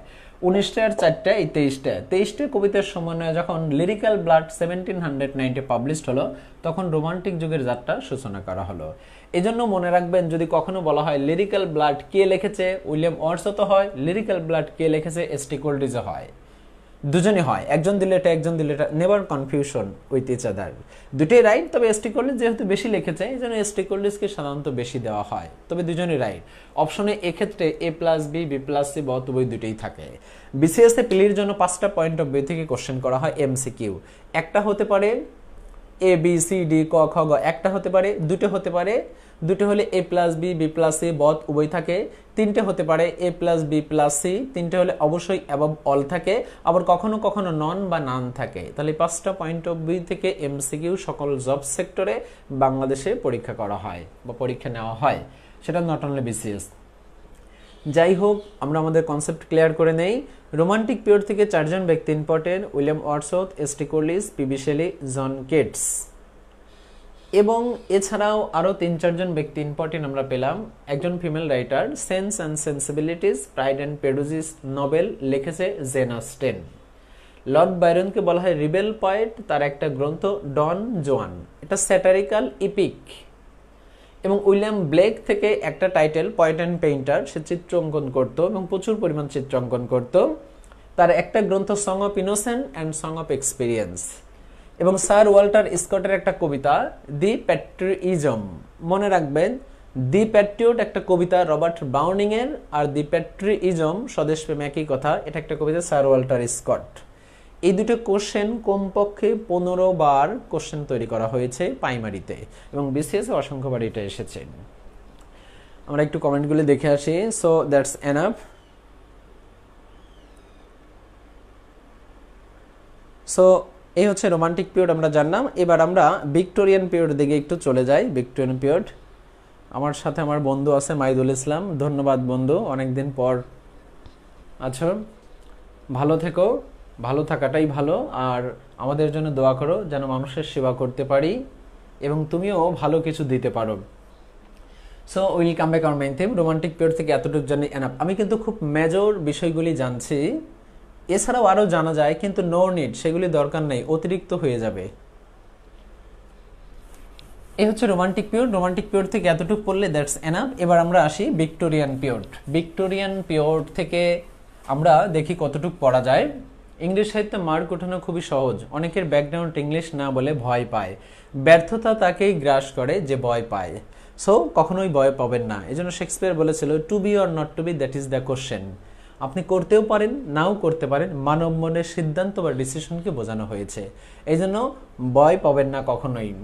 আত্মবিশ্বাস রেখে পথ চলুন এবং সফলতা আপনার হাতে উপরওয়ালা ইনশাল্লাহ দেবেই, যদি উপরওয়ালার প্রতি বিশ্বাস থাকে, চেষ্টা থাকে এবং মানুষের অদম্য ইচ্ছা শক্তিকে কোনো কিছুই থামিয়ে রাখতে পারে না। সো আমরা ভিক্টোরিয়ান পিরিয়ডে চলে আসি। ভিক্টোরিয়ান পিরিয়ড ইংলিশ সাহিত্যের এটাও একটা গুরুত্বপূর্ণ পিরিয়ড এবং this period is called name the Victorian period. এবং এই যুগটাও জানি 1832 থেকে 1901, এবং কুইন ভিক্টোরিয়ার নাম অনুসারে ভিক্টোরিয়ান পিরিয়ডটা নামকরণ করা হয়েছিল, ইত্যাদি ইত্যাদি। ভিক্টোরিয়ান পিরিয়ডের দুইটা পার্ট, একটা হলো প্রি রাফায়েলিটিস, একটা বলা হচ্ছে অ্যাস্থেটিজম অ্যান্ড ডিকাডেন্স। ভিক্টোরিয়ান পিরিয়ডে যে ব্যক্তিগুলি খুব বেশি ইম্পর্টেন্ট, 40তম বিসিএস থেকে অনেক কোশ্চেন এসেছে ভিক্টোরিয়ান পিরিয়ড থেকে, আমরা একটা গ্লান্স একটু জানি। Lord Alfred Tennyson, Alfred Tennyson, TENNYSON, এখানে কিন্তু লেখা যায় শুধু Tennyson, Alfred Tennyson, king Lord Alfred Tennyson, ইত্যাদি ইত্যাদি। And another thing is that বলা হয় Robert Browning, Robert Browning, Robert Browning থেকে প্রায়ই কোশ্চেন আসে বিসিএস এ, দেখবেন রবার্ট ব্রাউনিং খুব গুরুত্বপূর্ণ একজন ব্যক্তি। ম্যাথু আর্নল্ড, ম্যাথু আর্নল্ড, এই তিনজন ব্যক্তিকে সংক্ষেপে যদি লিখি তাহলে বিতে ব্রাউনিং, এতে আর্নল্ড, টিতে টেনিসন, একটা শব্দ হয় ব্যাট। আর কুইন ভিক্টোরিয়ান কখনোই কি করেন নাই, ব্যাট খেলেন নাই, তবে লিপস্টিক ইউজ করেছিল, মনে রাখার জন্য। বিতে ব্রাউনিং, এতে আর্নল্ড, টিতে টেনিসন। এমনও বলা হয়েছে ভিক্টোরিয়ান পিরিয়ডের রিপ্রেজেন্টেটিভ পয়েন্ট হিসেবে বা 19th সেঞ্চুরির পয়েন্ট হিসেবে বেশি গুরুত্বপূর্ণ দায়িত্ব পালন করেছিল এই তিনজন ব্যক্তি, ব্রাউনিং, আর্নল্ড, টেনিসন। আর ভিক্টোরিয়ান পিরিয়ড আপনারা পড়তে গেলে ফার্স্ট অফ অল এই তিনজন ব্যক্তি অবশ্যই পড়বেন, এবং ভিক্টোরিয়ান পিরিয়ডের বিগত বছরগুলি থেকে এই তিনজন ব্যক্তি হিউজ পরিমাণ কোশ্চেন এসেছে। একজন হচ্ছে লর্ড আলফ্রেড টেনিসন, একজন রবার্ট ব্রাউনিং, একজন Matthew Arnold. Lord Alfred Tennyson was born in 1809 থেকে 1892। লর্ড আলফ্রেড টেনিসনের পরে রবার্ট ব্রাউনিং, এবং রবার্ট, কিছু কিছু ব্যক্তির জন্ম মৃত্যু ইম্পর্টেন্ট, এজন্য যতটুকু বলছি এগুলো important. Robert Browning was born in 1812 থেকে 1889। ম্যাথু আর্নল্ড was born 1822 থেকে 1888। তার মানে সাহিত্যের মধ্যে দেখেন ক্রিস্টোফার মার্লোর জন্মমৃত্যু বিসিএসে আসছে, উইলিয়াম শেক্সপিয়ারের জন্মমৃত্যু বিসিএসে আসছে, Oliver gold Smith, he was born in 1728 থেকে 1774। Oliver gold Smith new classical পিরিয়ডের একজন ব্যক্তি, এবং এজন্য কিছু কিছু ব্যক্তির জন্মমৃত্যু জানলে এনাফ, সব জানা দরকার নাই, নর্মালি 10 জন জানবেন, দ্যাটস এনাফ। তবে কোনো জন্মমৃত্যু নাম জানার আগ্রহ থাকলে বা জানার আগ্রহ থাকলে জিজ্ঞেস করতে পারেন, যে কোনো question, not only call the person but also গ্রন্থ, গ্রন্থের পাবলিশন, ডিউরেশন, সেঞ্চুরি, জন্ম, মৃত্যু, সাল, গ্রন্থ, এভরিথিং। সো এই ভিক্টোরিয়ান পিরিয়ডের এই তিনজন ব্যক্তি খুব important, Lord Alfred Tennyson, Browning এবং ম্যাথু আর্নল্ড। এবং এইদেরকে যদি সংক্ষেপে লেখা যায় তাহলে বলা হয় LA টেনিসন। টেনিসন জানলাম, রবার্ট ব্রাউনিং জানলাম, and another thing is that Matthew Arnold. এই তিনজন ব্যক্তি পড়লে আমাদের খুব রিস্ক হয়ে যায়, কারণ আমরা রিস্ক নিতে চাই না, আমরা কোশ্চেন কমন পেতে চাই। এই তিনজন ব্যক্তির পাশাপাশি অতিরিক্ত আরো দুইজন, চার্লস CHARLS, চার্লস বলা হচ্ছে ডিকেন্স, DICKENS। একজন আছে চার্লস ডারউইন, সেও কিন্তু এই যুগের। আর একটা ব্যক্তি সেটা হচ্ছে বলা হয় Thomas Hardy, THOMAS, Thomas Hardy, SARDY, Thomas Hardy. এই যে চার্লস ডিকেন্স থেকে হিউজ পরিমাণ কোশ্চেন আসে। হ্যাঁ, Charles Dickens, a tale of two cities, অথবা গ্রেট এক্সপেকটেশন, অথবা অলিভার টুইস্ট, অথবা বলা হচ্ছে হার্ড টাইমস, হ্যাঁ, অথবা ডেভিড কপারফিল্ড, এগুলি তার বিখ্যাত বিখ্যাত নভেল, এবং সে একজন নোবেলিস্ট। এবং হি ওয়াজ বর্ন ইন বলা হয় 1812 থেকে 1870। থমাস হার্ডি একজন বিখ্যাত ব্যক্তি, সেও একজন নোবেলিস্ট, তবে পেসিমিস্টিক নোবেলিস্ট, আশা এবং হতাশাবাদী এই ধরনের বোঝায়। তার একটা গ্রন্থ Tess of the d'Urbervilles, খুব সুন্দর একটা কাহিনী, নোবেল। এরপর বলা হচ্ছে তার একটা গ্রন্থ the return of the native, the return of the native. এই পাঁচজন ব্যক্তি ইম্পর্টেন্ট, এই পাঁচজন ব্যক্তি পড়বেন। প্রথমে তিনজন পড়বেন, এই তিনজন ব্যক্তি হওয়ার পরে অতিরিক্ত দুজন পড়বেন। এবার ভিক্টোরিয়ান পিরিয়ডের এক্সট্রা কিছু আছে। একজন ফিমেল রাইটার, দেখেন এমিলি ব্রন্টি।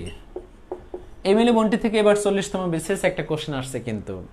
উইদারিং হাইটস একটা বিখ্যাত নভেল, এটা লিখেছিল এমিলি ব্রন্টি, এবং এটা পাবলিশড হয়েছিল 1847। এবং এমিলি ব্রন্টি ওয়াজ বর্ন 1880 থেকে 1848।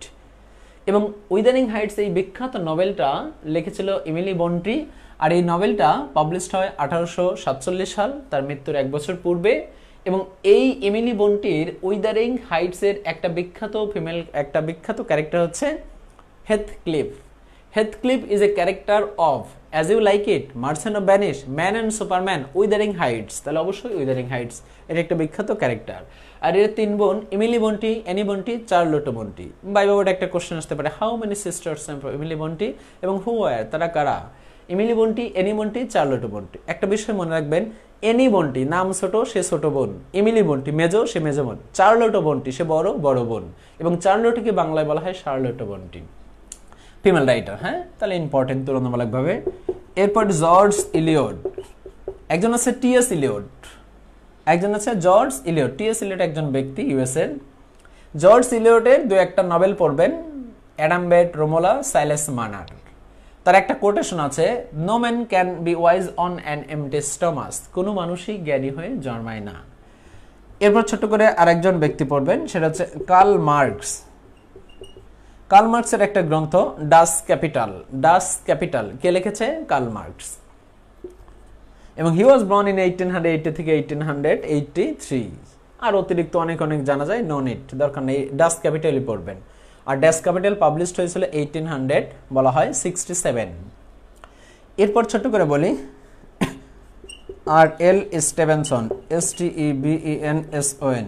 আর এল স্টিভেনসন একটা বিখ্যাত গ্রন্থ ট্রেজারার আইল্যান্ড, এটা একটা মুভিও আছে, ট্রেজারার আইল্যান্ড। এরপর লাস্ট বলা হয় উইলিয়াম ম্যাকপিস থ্যাকারি, THACKEARY। বই খুললে দেখবেন এদের একটা দুটো গ্রন্থ, সেগুলি নভেল খুব ইম্পর্টেন্ট। এটা হচ্ছে ভ্যানিটি ফেয়ার, উইলিয়াম ম্যাকপিস থ্যাকারির একটা গ্রন্থ ভ্যানিটি ফেয়ার, এবং এটা পাবলিশড হয় 1848 সালে। এটা বিসিএসে আসছে, ভ্যানিটি ফেয়ার কার লেখা? উইলিয়াম ম্যাকপিস থ্যাকারির। তাহলে একটু এট এ গ্লান্স জেনে নেই ভিক্টোরিয়ান পিরিয়ডের যে ব্যক্তিগুলি আছে, এই সকল ব্যক্তিগুলির মধ্যে থেকে আমরা জানলাম যে প্রথমে 3 জন ব্যক্তি, এর সাথে আরো 2 জন। তার মানে আমরা রিস্ক নিতে চাই না, পড়তে চাই। Because read with pleasure, every book is the source of knowledge, প্রত্যেকটি বই হয় জ্ঞানের উৎস। So read the book and learn the world, বই পড়ো এবং বিশ্ব পরিচালনা করো। আমরা জানি পবিত্র কোরআনের প্রথম শব্দ হচ্ছে ইকরা, এবং ইকরা বিসমি রব্বিকা আল্লাযী খলাক, পড়ুন তোমার প্রভুর নামে যিনি তোমাকে সৃষ্টি করেছেন। এবং হযরত মুহাম্মদ সাল্লাল্লাহু আলাইহি ওয়াসাল্লামও বলেছে, we have been asked to the grave from the cradle, দোলনা থেকে কবর পর্যন্ত জ্ঞান অর্জন করো। এজন্য অবশ্যই বেশি বেশি পড়বেন। আর জনাথন সুইফট বলেছিল, যে বেশি বই পড়ে তার শত্রু কম হয়, এবং যে বেশি বই পড়ে সে সবসময় বিনয়ী হয়। তাহলে ভিক্টোরিয়ান পিরিয়ডের যে ব্যক্তিগুলি জানলাম, এই 5 জন ব্যক্তি খুব ইম্পর্টেন্ট। এই পাশে Lord Alfred Tennyson, Robert birding, Matthew Arnold এবং চার্লস ডিকেন্স, এবং বলা হচ্ছে থমাস হার্ডি। এর পাশাপাশি অতিরিক্ত একটা দুটো গ্রন্থ, এমিলি বন্টি এবং জর্জ ইলিয়ট, এই দুজন অবশ্যই ফিমেল রাইটার। কার্ল মার্কস একটা বিখ্যাত গ্রন্থ, আর এল স্টিভেনসন একটা বিখ্যাত নভেল, উইলিয়াম ম্যাকপিস থ্যাকারি একটা novel.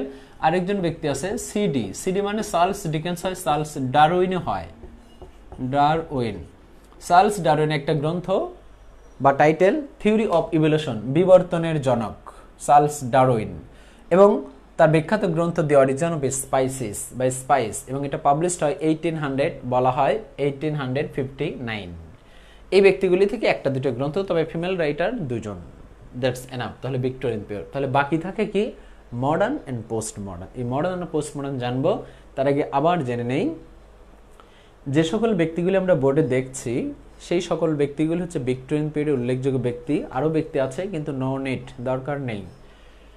Tennyson, Browning, Arnold, Dickens, Hardy, এই 5 জন ব্যক্তি ইম্পর্টেন্ট বেশি। এর পাশাপাশি একটা দুটো গ্রন্থ, উইলিয়াম ম্যাকপিস থ্যাকারি, ভ্যানিটি ফেয়ার একটা গ্রন্থ নভেল, রবার্ট লুইস স্টিভেনসনের একটা বিখ্যাত নভেল, এবং সেই নভেলটার নাম হচ্ছে ট্রেজারার আইল্যান্ড। কার্ল মার্কস, ডাস ক্যাপিটাল। জর্জ ইলিয়টের 2-1টা পড়বেন, অ্যাডাম বেট, রোমোলা, সাইলাস মানার, এবং তার একটা কোটেশন। এমিলি বন্টির একটা গ্রন্থ, সেটা হচ্ছে বলা হয় Wuthering Heights, HAIGHTS, published 1847। Charles Darwin অবশ্যই তার বিখ্যাত একটা টাইটেল, একটা গ্রন্থ। এখানে লর্ড আলফ্রেড টেনিসন যখন জন্মগ্রহণ করে, চার্লস ডারউইন তখন জন্মগ্রহণ করে। রবার্ট বাউনিং যখন জন্মগ্রহণ করে, চার্লস ডিকেন্স তখন জন্মগ্রহণ করে। মৃত্যুটা একটু পার্থক্য আছে। এবার আমরা আসি modern post modern. Modern post modern বলেছে আপনারা পরে পড়বেন, আর মডার্ন পোস্ট মডার্ন থেকে ভয় পাওয়ার কোনো কারণ নেই। মডার্ন পোস্ট মডার্ন যদিও বড়, স্টিল নাও যা চলছে ঘটছে হচ্ছে, সেইগুলো হচ্ছে পোস্ট মডার্ন পিরিয়ডের অন্তর্ভুক্ত। কিন্তু মডার্ন পোস্ট মডার্ন থেকে কোশ্চেনগুলি খুব সহজভাবে তৈরি করা হয়। মডার্ন পিরিয়ড, এন্ড বলা হয় পোস্ট মডার্ন পিরিয়ড।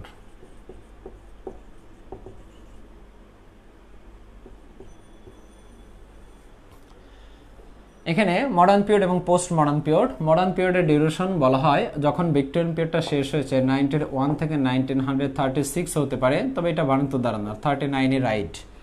এখানে 1936 হতে পারে, তবে 39 হচ্ছে রাইট থেকে স্টিল নাও। একে বলা হয় 20 সেঞ্চুরি, আর একে বলা হয় 21st সেঞ্চুরি, ইত্যাদি ইত্যাদি। এই মডার্ন পিরিয়ডের ছোট্ট করে একটু গল্প করি আমরা। মডার্ন পিরিয়ডের দুইটা পার্ট, একটা হলো ইডওয়ার্ডেন, EDWARDIN, EDWARDIN, ইডওয়ার্ডেন, যা 1901 থেকে 1910। আমরা ছোট্ট করে একটু জেনে নিচ্ছি। আর একটা GEORGIN, এর জানার একটা কারণ আছে কেন আমরা এটা আলোচনা করছি। জর্জিয়ান পিরিয়ড 1910 থেকে 36 বলা যায়, কিন্তু 39টা হচ্ছে রাইট। সালের ক্ষেত্রে কখনো দুইটা হয় না, একটা হয়। ফার্স্ট ওয়ার্ল্ড ওয়ার এবং সেকেন্ড ওয়ার্ল্ড ওয়ার যখন হয়েছিল, তখন মানুষের মধ্যে রেপ, মার্ডার, অ্যাকশন, ফ্রাস্ট্রেশন, অরাজকতা, বিশৃঙ্খলা তৈরি হয়েছিল। এই জন্য দু একজন বিশেষজ্ঞ এখানে 36 লিখেছিল, কিন্তু পারফেক্ট না, 39 পারফেক্ট। 1901 থেকে 1939, 1939 থেকে স্টিল নাও, প্রেজেন্ট নাও। আর মডার্ন পোস্ট মডার্ন পিরিয়ডের মধ্যে মডার্নের শাখা প্রশাখা আছে, পোস্ট মডার্নের শাখা প্রশাখা নেই। সেই মডার্ন পিরিয়ডের দুইটা পার্ট, একটা এডওয়ার্ডেন পিরিয়ড এবং কিং এডওয়ার্ড 5 থেকে এডওয়ার্ডেন পিরিয়ডটা 7 থেকে, কিং এডওয়ার্ড 7 থেকে এডওয়ার্ডেন পিরিয়ডটা নামকরণ করা হয়েছিল এই যুগ, এবং জর্জ 5 থেকে জর্জিয়ান পিরিয়ডটা নামকরণ করা হয়েছিল। আর এই জর্জিয়ান পিরিয়ডটাকে বলা ইংরেজ সাহিত্যের লাস্ট এজ। এটা বিসিএস এর কোশ্চেন দেখবেন অনেকবার এসেছে যে ইংরেজ সাহিত্যের শেষের যুগ কোনটি। অনেকেই বলছে পোস্ট মডার্ন, তাহলে পোস্ট মডার্ন কি শেষ হচ্ছে বলেন তো? না, স্টিল নাও চলছে, ঘুরছে, হচ্ছে, সেটা কখনোই শেষ হয় নাই। অতএব never end ever to give and say answer last period is called the post modern period, কখনোই বলবো না। তাহলে কি মডার্ন পিরিয়ড? হ্যাঁ, মডার্ন পিরিয়ড কখনো কখনো বলা যায় যদি জর্জিয়ান পিরিয়ডটা না থাকে। যদি দুইটাই থাকে তাহলে অবশ্যই জর্জিয়ান পিরিয়ড, কিন্তু এডওয়ার্ডিয়ান পিরিয়ডটা কখনোই হবে না, কারণ এডওয়ার্ডের যে ডিউরেশন সেটা অবশ্যই মডার্ন পিরিয়ডের মধ্যে অন্তর্ভুক্ত। এজন্য ইংরেজ সাহিত্যের লাস্ট বা লাস্ট এজ কোনটি? অবশ্যই জর্জিয়ান পিরিয়ড। জর্জিয়ান পিরিয়ড না থাকলে কখনো কখনো মডার্ন পিরিয়ড, দুইটাই থাকলে অবশ্যই জর্জিয়ান পিরিয়ড। এই দুটো যদি থাকে তাহলে অবশ্যই মডার্ন পিরিয়ড। যদি বলা হয় ইংরেজ সাহিত্যের শেষের যুগ কোনটি? অ্যাংলো সেকশন, রোমান্টিক, ভিক্টোরিয়ান এবং মডার্ন, তখন মডার্ন। যদি বলা হয় শেষের যুগ কোনটি? Anglo Saxon, middle age, renaissance, Victorian, তখন ভিক্টোরিয়ান পিরিয়ডের শেষের যুগ হয় কোশ্চেন প্যাটার্নটির উপর ভিত্তি করে, যেহেতু উপরের অপশনগুলি নেই এজন্য। তাহলে এখানে সিম্পলি জানলাম নাম, রেশন, সেঞ্চুরি, শাখা প্রশাখা, এটা ইম্পর্টেন্ট। এই GEORGIN 1910 থেকে 1939 ইংরেজ সাহিত্যের সবচেয়ে শেষের যুগ, এটা বিসিএস এর কোশ্চেন। এবার মডার্ন পোস্ট মডার্ন থেকে বিখ্যাত ব্যক্তিগুলি আমরা জানি, যে ব্যক্তিগুলি সাধারণত খুব বেশি ইম্পর্টেন্ট। তাহলে এখানে দেখেন, যদি একটা সিম্পলি কোশ্চেন করা হয় যে ইংরেজ সাহিত্যের প্রথম যুগ কোনটি? অ্যাংলো সেকশন পিরিয়ড বা ওল্ড ইংলিশ পিরিয়ড অপর নাম, বা বলা হয় দি ডাউন অফ ইংলিশ লিটারেচার, বা ইংরেজ সাহিত্যের উষাকাল, প্রাচীনকাল, আদিকাল, প্রথমকাল, সূচনাকাল, অনেক অনেক কিছু বলা যায়। আমরা জানি 8টি যুগের মধ্যে 3টি যুগের শাখা প্রশাখা নেই এবং 5টি যুগের শাখা প্রশাখা আছে, এবং আমরা জানি 8টি যুগের মধ্যে 4টির অপর নাম আছে, 4টির অপর নাম নেই। তাহলে যদি সিম্পলি এরকম একটা কোশ্চেন করা হয় ইংরেজ সাহিত্যের প্রথম যুগ কোনটি? অ্যাংলো সেকশন পিরিয়ড, বা তার অপর নাম হতে পারে।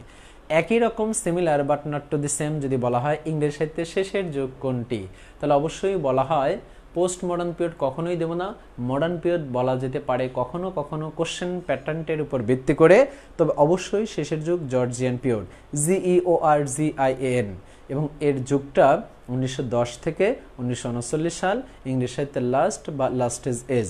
আর জর্জিয়ান পিরিয়ডটা জর্জিয়ান পিরিয়ডটা মানে একটা পিরিয়ড যেটা সাধারণত বলা হয়েছে জর্জিয়ান পিরিয়ডটা জর্জ 5 থেকে নামকরণ করা হয়েছিল। এবার জর্জিয়ান পিরিয়ডের বা মডার্ন পিরিয়ড এবং পোস্ট মডার্ন পিরিয়ডের ব্যক্তিগুলো আমরা একটু জেনে নিই। আমরা প্রথমে লিখি, এরপর মডার্ন আর পোস্ট মডার্নকে সেটা একটা গ্লান্স আমরা জেনে নেব। প্রথমে বলা হয় জর্জ বার্নার্ড শো, এবং হি ওয়াজ বর্ন ইন 1850, বলা হয় 7 থেকে 1950, অনেক বছর বেঁচে ছিল।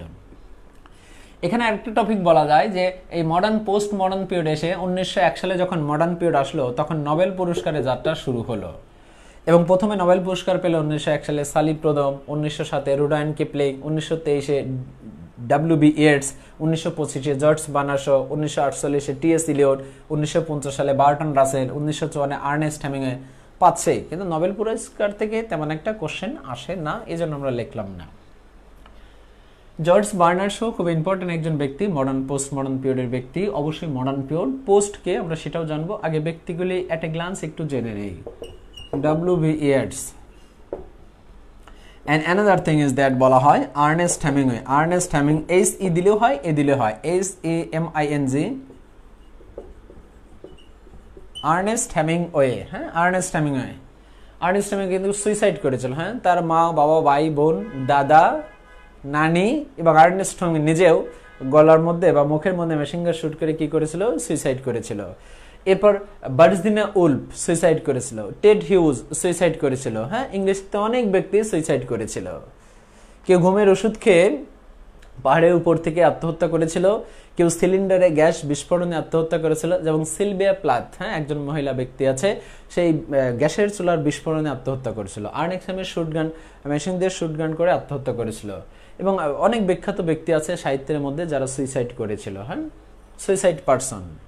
আর সুইসাইড শব্দটা একটা ল্যাটিন শব্দ, যার অর্থ নিজেকে শেষ করে দেওয়া, এর সাথে কমিট শব্দটা অতিরিক্ত অ্যাড করা হয়। সো বর্তমান বাংলাদেশেও সুইসাইডের সংখ্যা অনেক বেশি বেড়েছে। পৃথিবীতে প্রতি বছর 10 লাখ লোক সুইসাইড করে এবং প্রতি 40 সেকেন্ডে একজন সুইসাইড করে।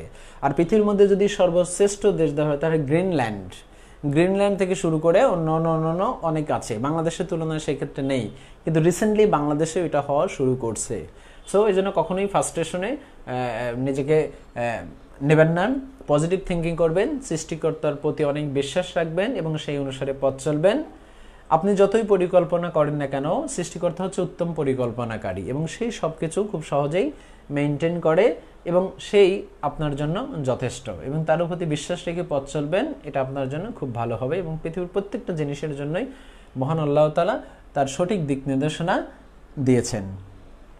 আর প্রকৃতির সাথে কখনোই বিট্রেট করবে না, প্রকৃতির একটা নিজস্ব পাওয়ার আছে, সে আপন শক্তিতে বেড়ে ওঠে এবং আপন শক্তিতেই পৃথিবী থেকে বিলুপ্ত হয়ে যায়।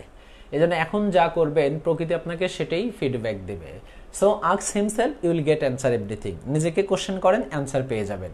এজন্য নো দাই সেলফ, হ্যাঁ, সক্রেটিসের কথাটা মনে রাখবেন, নো দাই self. So modern post modern পিরিয়ডের বিখ্যাত ব্যক্তিগুলি হচ্ছে এই সকল ব্যক্তিগুলির মধ্যে আরেকজন ব্যক্তি হচ্ছে D.H. Lawrence, LAWRENCE, D.H. Lawrence. এবং another thing is that Robert Frost, হ্যাঁ, রবার্ট ফ্রস্ট। এই উপরে চারজনে হচ্ছে মডার্ন, লাস্টেরটা হচ্ছে শুধুমাত্র পোস্ট মডার্ন পিরিয়ড। আমরা ফার্স্ট অফ অল এই কয়েকজন ব্যক্তি পড়ব এভারেজে, দেখেন। এছাড়া আমরা সেকেন্ড স্টেপে আসবো, আরো কোন কোন ব্যক্তি পড়ব। রবার্ট ফ্রস্ট একজন বিখ্যাত ব্যক্তি, যাকে ন্যাশনাল পোয়েট অফ আমেরিকান বলা হয়। যদিও আমেরিকান ন্যাশনাল পোয়েট 3 জন, Robert Frost, Emily Dickinson, Walt Whitman. National poet থেকে একটা কোশ্চেন সাধারণত কমন পেতে পারেন, যেমন যদি আমরা একটু বলি national poet of England William Shakespeare. এখানে মনে রাখবেন first national poet of England Geoffrey Chaucer. National poet of বলা হয় African Chinua Achebe. National poet of Ireland W B. Yeats. National poet of Greek Lord Byron.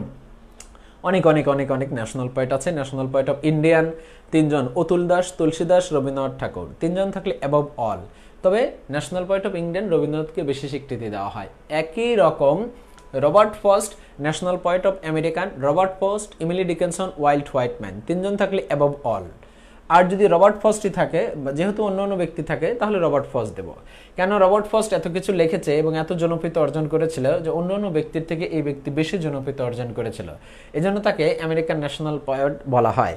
এবং Robert frost আমরা জানি Pulitzer পুরস্কার পেয়েছিল 4 বার, 1939 একবার এবং 37 একবার, 31 একবার এবং 29 একবার এই পুলিৎজার পুরস্কার পেয়েছিলাম। লরেট পয়েন্টের পরে একটা পুরস্কার পুলিৎজার, পুলিৎজারের পরে একটা পুরস্কার নোবেল, নোবেলের আগে হচ্ছে অবশ্যই বলা হচ্ছে ডিলিট। স্টেপ বাই স্টেপ এগুলি চেঞ্জ হয়। বর্তমান হচ্ছে হাই পুরস্কার হচ্ছে কি নোবেল পুরস্কার, তার আগে একটা সময় ছিল পুলিৎজার, তার আগে একটা ছিল কি লরেট, তার আগে একটা ছিল ডিলিট, হ্যাঁ, যে কলকাতায় বা ডিওতে দেওয়া হয়। তাহলে ফার্স্ট অফ অল এই 5 জন ব্যক্তি পড়বেন। দেখেন এখানে এই জর্জ বার্নার্ড ও আর্নেস্ট হেমিংওয়ে থেকে কমপক্ষে 20 বার বিসিএস এ কোশ্চেন আসছে। কয়বার? 20 বার কমপক্ষে এই 2 জন ব্যক্তি থেকে কোশ্চেন আসছে। তাহলে first of all modern post modern, উপরে 4 জন মডার্ন, লাস্টে পোস্ট মডার্ন। এই প্রথম স্টেপ দিলাম, দ্বিতীয় স্টেপ আমরা যাব। প্রথম স্টেপে এই ব্যক্তিগুলি খুব বেশি important. So first of all we have to memorise this person which will be very important to take a BCS candidate or others exam. তাহলে ক্যান্ডিডেট বিসিএস পরীক্ষার্থীদের জন্য মডার্ন পোস্ট মডার্ন পিরিয়ড থেকে এই 5 জন ব্যক্তি খুব ইম্পর্টেন্ট। আমরা এই 5 জন ব্যক্তি ফার্স্ট অফ অল জানব। এবার একটু সেকেন্ড স্টেপে আসি, যে সেকেন্ড স্টেপে কাদের লেখা যায়। যেহেতু মডার্ন পোস্ট মডার্ন পিরিয়ডে অনেকগুলি ব্যক্তি, সেকেন্ড স্টেপ নয়, টিএস ইলিয়ট। টিএস ইলিয়ট তো একটু জানি, TS Eliot, Thomas Stearns, STEARNS, Thomas Stearns Eliot একজন ব্যক্তি। ভার্জিনিয়া উলফ একজন female writer, Virginia Woolf, WWLF, Virginia Woolf, সে একজন বিখ্যাত নোবেলিস্ট। হ্যাঁ, এই যে টু দি লাইট হাউস অথবা বলা আছে বয়েজ আউট, এগুলি তার কিন্তু বিখ্যাত কি নোবেল। এরপর হচ্ছে জর্জ অরওয়েল। জর্জ অরওয়েল, এই যে জর্জ অরওয়েল থেকে আপনারা পড়েন, জর্জ অরওয়েল দুটো শব্দ, দুটো বিখ্যাত গ্রন্থ, animal farm, shooting an elephant, দুটি বিখ্যাত গ্রন্থ, একটা নভেল, একটা হচ্ছে শর্ট স্টোরি। জর্জ অরওয়েল, হ্যাঁ, এ কিন্তু আবার মেয়ে না, মেয়ে হচ্ছে একজন, সেটা হচ্ছে ভার্জিনিয়া উলফ, এই হচ্ছে একজন মেয়ে। George Orwell Indian, that means Burma, হ্যাঁ, বার্মার একজন ব্যক্তি, পুলিশ অফিসার লাইক দ্যাট। তাহলে টিএস ইলিয়ট, ভার্জিনিয়া উলফ, অথবা বলা হচ্ছে George Orwell. And another thing is that বলা হচ্ছে Rudyard Kipling, RUDYARD, Rudyard Kipling, Rudyard Kipling, Rudyard Kipling, Rudyard, RUDYARD, Kipling. তার একটা নভেল হচ্ছে দি জঙ্গল বুকস, আরো অনেক আছে ইত্যাদি। এই ব্যক্তি পড়বেন রুডায়ার্ড কিপলিং। তাহলে ছোট্ট করে এখানে 4 জন ব্যক্তি দিলাম। টিএস ইলিয়ট একটু পড়বেন, ভার্জিনিয়া উলফ, এবং বলা হচ্ছে জর্জ অরওয়েল এবং রুডায়ার্ড কিপলিং। এর পাশাপাশি পড়বেন স্যামুয়েল বেকেট, একটা গ্রন্থ, Samuel Beckett, waiting for Godot. Samuel Beckett থেকে একটা ইনফরমেশন পড়বেন।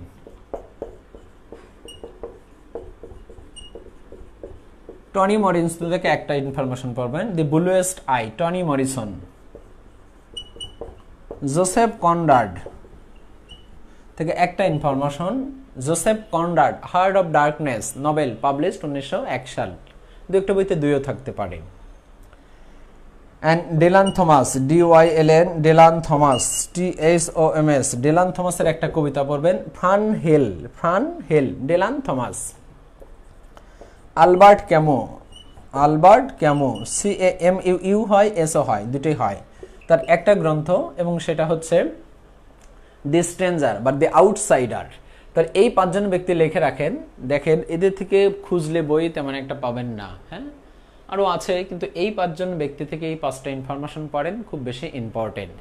তাহলে সেকেন্ড স্টেপ বা থার্ড স্টেপে আমরা এটা জানলাম, স্যামুয়েল বেকেট একজন ব্যক্তি, ওয়েটিং ফর গডট তার গ্রন্থ, টনি মরিসন একজন ব্যক্তি, দি ব্লুয়েস্ট আই একটা বিখ্যাত নভেল, জোসেফ কনরাড একটা বিখ্যাত নভেল, এবং সেই নভেলের নাম হচ্ছে heart of darkness.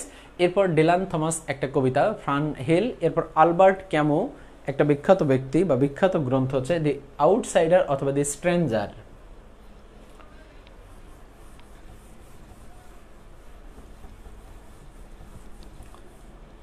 Another thing is that বলা হচ্ছে অরুন্ধতী রয়, ARUNDSUT, অরুন্ধতী রয়। অরুন্ধতী রয়ের একটা গ্রন্থ পড়েন, সে একজন ফিমেল রাইটার, অবশ্যই ফিমেল রাইটার। হ্যাঁ, এবং পোস্ট মডার্ন পিরিয়ডের god of a small thing তার একটা বিখ্যাত নোবেল, এবং এই গ্রন্থটার জন্য সে ম্যান অফ দি বুকার পুরস্কার পেয়েছিল 1997 সালে।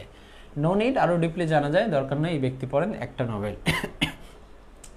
And another thing is that বলা হচ্ছে Chinua Achebe, Chinua Achebe, SEB, Chinua Achebe, things fall apart, things fall apart, এবং national poet of African, national poet of African, things fall apart একটা বিখ্যাত গ্রন্থ। এরপর বলা আছে Ted Hughes, Ted Hughes, HUGHES, Ted Hughes, Ted হিউজের একটা গ্রন্থ, সেটা হচ্ছে ড্যাফোডিলস, জাস্ট ড্যাফোডিল, জাস্ট মানে আবার জাস্ট লাগায় না, শুধু ড্যাফোডিল। দি ড্যাফোডিল উইলিয়াম ওয়ার্ডসওয়ার্থের কবিতা, টু ড্যাফোডিল রবার্ট হ্যারিকের কবিতা, শুধু ড্যাফোডিল একটা কবিতা, Ted Hughes. James Joyce, JOYC, James Joyce.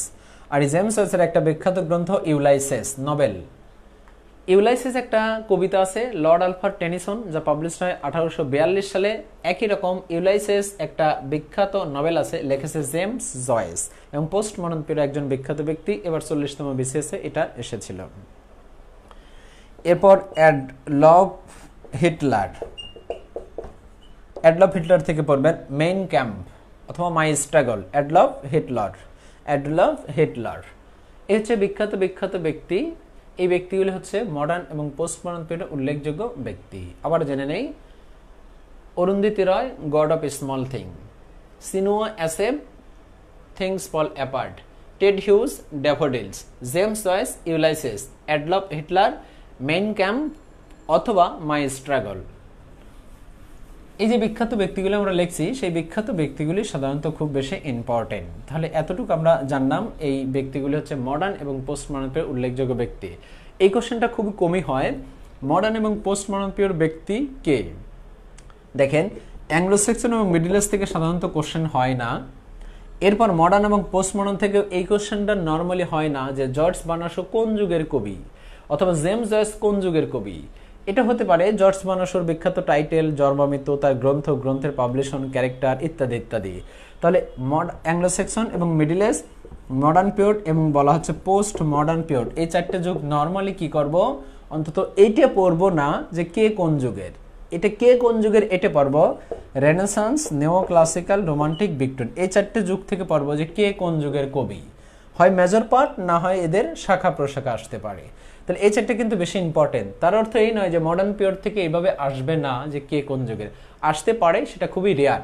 Modern post modern থেকে সাধারণত ব্যক্তির গ্রন্থ, ব্যক্তির ডিউরেশন, ক্যারেক্টার এগুলি পাবলিশড, এগুলি আসতে পারে। তারপরে আমরা জানলাম কে মডার্ন এবং কে পোস্ট মডার্ন। এই ব্যক্তিগুলি হচ্ছে খুব বেশি ইম্পর্টেন্ট। এছাড়াও আরো ব্যক্তি বলা যায়, যেমন বলা হচ্ছে আর কে নারায়ণ। আর কে নারায়ণ ফুল মানে হচ্ছে রাশি পুরাণ কেশমা শর্মা আর নারায়ণ। আর কে নারায়ণ একজন বিখ্যাত ব্যক্তি আছে, এ থেকে সাধারণত দুই একটা কোশ্চেন দেখবেন পরীক্ষায় এসেছে, আসবে। এরপর একজন হচ্ছে ভোল্টার, BOLTIRE, ভোল্টার। এরপর একজন আছে Jacques Rousseau, ROUSSAE, Jacques Rousseau. এরপর আছে থমাস কার্লাইল, CRLO। এই যে থমাস কার্লাইল একটা দুইটা ইনফরমেশন একটু শুনি আমরা। তাহলে এরও দুইটা শুনি, তাহলে এরও দুইটা শুনি, এরও দুইটা শুনি, সবকিছু দুইটা দুইটা যেহেতু শুনি। থমাস কার্লাইল, CRLOILE একজন বিখ্যাত ব্যক্তি, তা থেকে দুইটা ইনফরমেশন শুনি। ফ্রান্স রেভলিউশন কে লিখেছে? Thomas Carlyle. অথচ আমরা জানি রোমান্টিক পিরিয়ডের সময় ফ্রান্স রেভলিউশন 1789 হয়েছিল। এর স্লোগান লিবার্টি, ইকুয়ালিটি, ফ্র্যাটার্নিটি, এবং a tale of two cities France revolution কেন্দ্র করে চার্লস ডিকেন্স লিখেছিল। অনেক কিছুই জানি, কিন্তু যদি বলা হয় ফ্রান্স রেভলিউশন কে লিখেছে, তখন আর জানি না। পোস্ট মডার্ন পিরিয়ড একজন ব্যক্তি, সেটা সবগুলি পোস্ট মডার্ন। থমাস কার্লাইল লিখেছিল ফ্রান্স রেভলিউশন, এবং সেখানে একটা কোটেশন বলেছিল, speech is great but silent is greater, মৌনতা সম্মতির লক্ষণ। কে বলেছে? জানি না। কোত্থেকে বলেছে? আরো জানি না। তাহলে বলেছে থমাস কার্লাইল। কোত্থেকে? ফ্রান্স রেভলিউশন থেকে। জ্যাক্স রুশো দুটো quotation, man is born free but everywhere he or she is in a chain. আরেকটা হচ্ছে ইট ইজ বেটার, অথবা বলা হচ্ছে man is born free but everywhere he or she is in a chain, মানুষ মুক্ত বা স্বাধীনভাবে জন্মগ্রহণ করে, কিন্তু সে একটা বন্দির দ্বারা আবদ্ধ থাকে। একটা বলেছে another thing is that be patient, বা হোয়াট শুড আই সে। আচ্ছা, একটু পরে বলছি, আমরা এটা বলি। ভোল্টায়ারের বিখ্যাত দুটি কোটেশন, একটা বলেছে common sense is not so common, common sense is not so common, এবং আরেকটা বলেছে another thing is that prejudice is the reason of a fool, কুসংস্কার হয় বোকামিদের যুক্তি। এই দুটি কোটেশন বলেছে ভোল্টায়ার। আরেকটা বলেছিল patient is better but it fruit is so sweet. Jacques রুশোর দুটো কোটেশন আবার জেনে নেই। প্রথমটা বলেছিল man is born free but everywhere he or she in a chain, মানুষ মুক্ত বা স্বাধীনভাবে জন্মগ্রহণ করে, কিন্তু সে একটা বন্দির দ্বারা আবদ্ধ থাকে। অথবা আরেকটা বলেছিল passion is better but it fruit is so sweet, ধৈর্য হয় তিক্ত কিন্তু এর ফল হয় মিষ্ট। এর দুটো ইনফরমেশন জানলাম। আর কে নারায়ণ দুটো তিনটে চারটে অনেক জানা যায়, নো নিড। আর কে নারায়ণের বিখ্যাত একটা গ্রন্থ হচ্ছে দি গাইড, অথবা দি ইংলিশ টিচার, অথবা বলা হচ্ছে দি ফিনান্সিয়াল এক্সপার্ট, অথবা বলা হচ্ছে ওয়েটিং ফর মহাত্মা। এই বিখ্যাত ব্যক্তিগুলি থেকে এতটুকু জানলেই দ্যাটস এনাফ। তাহলে আমরা দেখেন এট এ গ্লান্স মডার্ন এবং পোস্ট মডার্ন পিরিয়ড পর্যন্ত এতটুকু জানলাম, আরো জানা যায় কিন্তু নো নিড। তাহলে at a glance Anglo Saxon period এবং মিডল এজ আমাদের বাদ আমরা রেনেসান্স পিরিয়ড থেকে এট এ গ্লান্স যতটুকু সাজেশন দিলাম এতটুকু আই থিঙ্ক খুব বেশি ইম্পর্টেন্ট যে কোনো পরীক্ষার জন্য। তাহলে ছোট্ট করে এট এ গ্লান্স এবার জানি, দেখেন Anglo Saxon, middle age, renaissance, neoclassical, romantic, Victorian, modern period এবং বলা হয় পোস্ট মডার্ন পিরিয়ড। 1 2 3 4 5 6 7 8 এই মূলত 6টা যুগের সাজেশন দিলাম এবং এই 6টা যুগের সাজেশন পড়লে দ্যাটস এনাফ। আর লিটারি টার্মস এর উপর আমরা একটা লাইভ ক্লাস নিয়েছিলাম কয়েকদিন আগে। সো আমরা যতটুকু জানলাম আই থিঙ্ক দ্যাটস এনাফ। এতটুকু হচ্ছে ইংরেজি সাহিত্যের সাজেশন। এবার পার্সোনাল একটু কথা বলি। ইংরেজি সাহিত্য যারা পড়তে চান, দ্যাট মিনস আমি প্রাইভেট করেছি, ব্যাচ শুরু করেছি এবং থার্ড ব্যাচ অলরেডি 2টা ব্যাচ আছে। থার্ড ব্যাচ হচ্ছে আজকে থেকে শুরু হওয়ার কথা ছিল কিন্তু আজকে করিনি, কাল পরশু ইনশাল্লাহ শুরু করব। সো যারা ইংরেজি সাহিত্য পড়তে চান তারা অবশ্যই নক করবেন। ইংরেজি সাহিত্য কোনো সমস্যা থাকলে নিঃসন্দেহে সেটা সলভ করার ইনশাল্লাহ চেষ্টা করব। ভর্তি ফি হচ্ছে 1000 টাকা এবং এটা হচ্ছে আপনার লিটারেচার কোর্স পুরো 1 মাস হোক 2 মাস হোক, তবে নর্মালি 1 মাসেই শেষ হয়ে যায়। সাথে থাকবেন, আই থিঙ্ক ভালো লাগবে। সো আমরা যতটুকু আলোচনা করলাম এটা হচ্ছে নর্মাল একটা সাজেশন, সেটা হচ্ছে অ্যাংলো সেকশন পিরিয়ড থেকে পোস্ট মডার্ন পিরিয়ড পর্যন্ত এতটুকু পড়লে দ্যাটস এনাফ। সো আমরা এখানে ধন্যবাদ ইতি। সো একটু দেখি কারো কোনো কোশ্চেন আছে কিনা। Is there any question about of the whole literature থেকে কারো কোনো কোশ্চেন আছে কিনা? যদি কোশ্চেন না থাকে তাহলে খুব সুন্দর একটা জিনিস আমরা এট এ গ্লান্স সেখানেই। এবং সাহিত্য থেকে ছোট্ট করে এট এ গ্লান্স আমরা জানি যে বিভিন্ন ধরনের কোশ্চেন তৈরি করা হয়েছে হবে। এবার সাহিত্য থেকে একটা মজার জিনিস শিখি যেটা সাধারণত খুব বেশি ইম্পর্টেন্ট এবং পরীক্ষা আসলে অনেক স্টুডেন্টরা কিন্তু কনফিউশন হয়ে যায়। দেখেন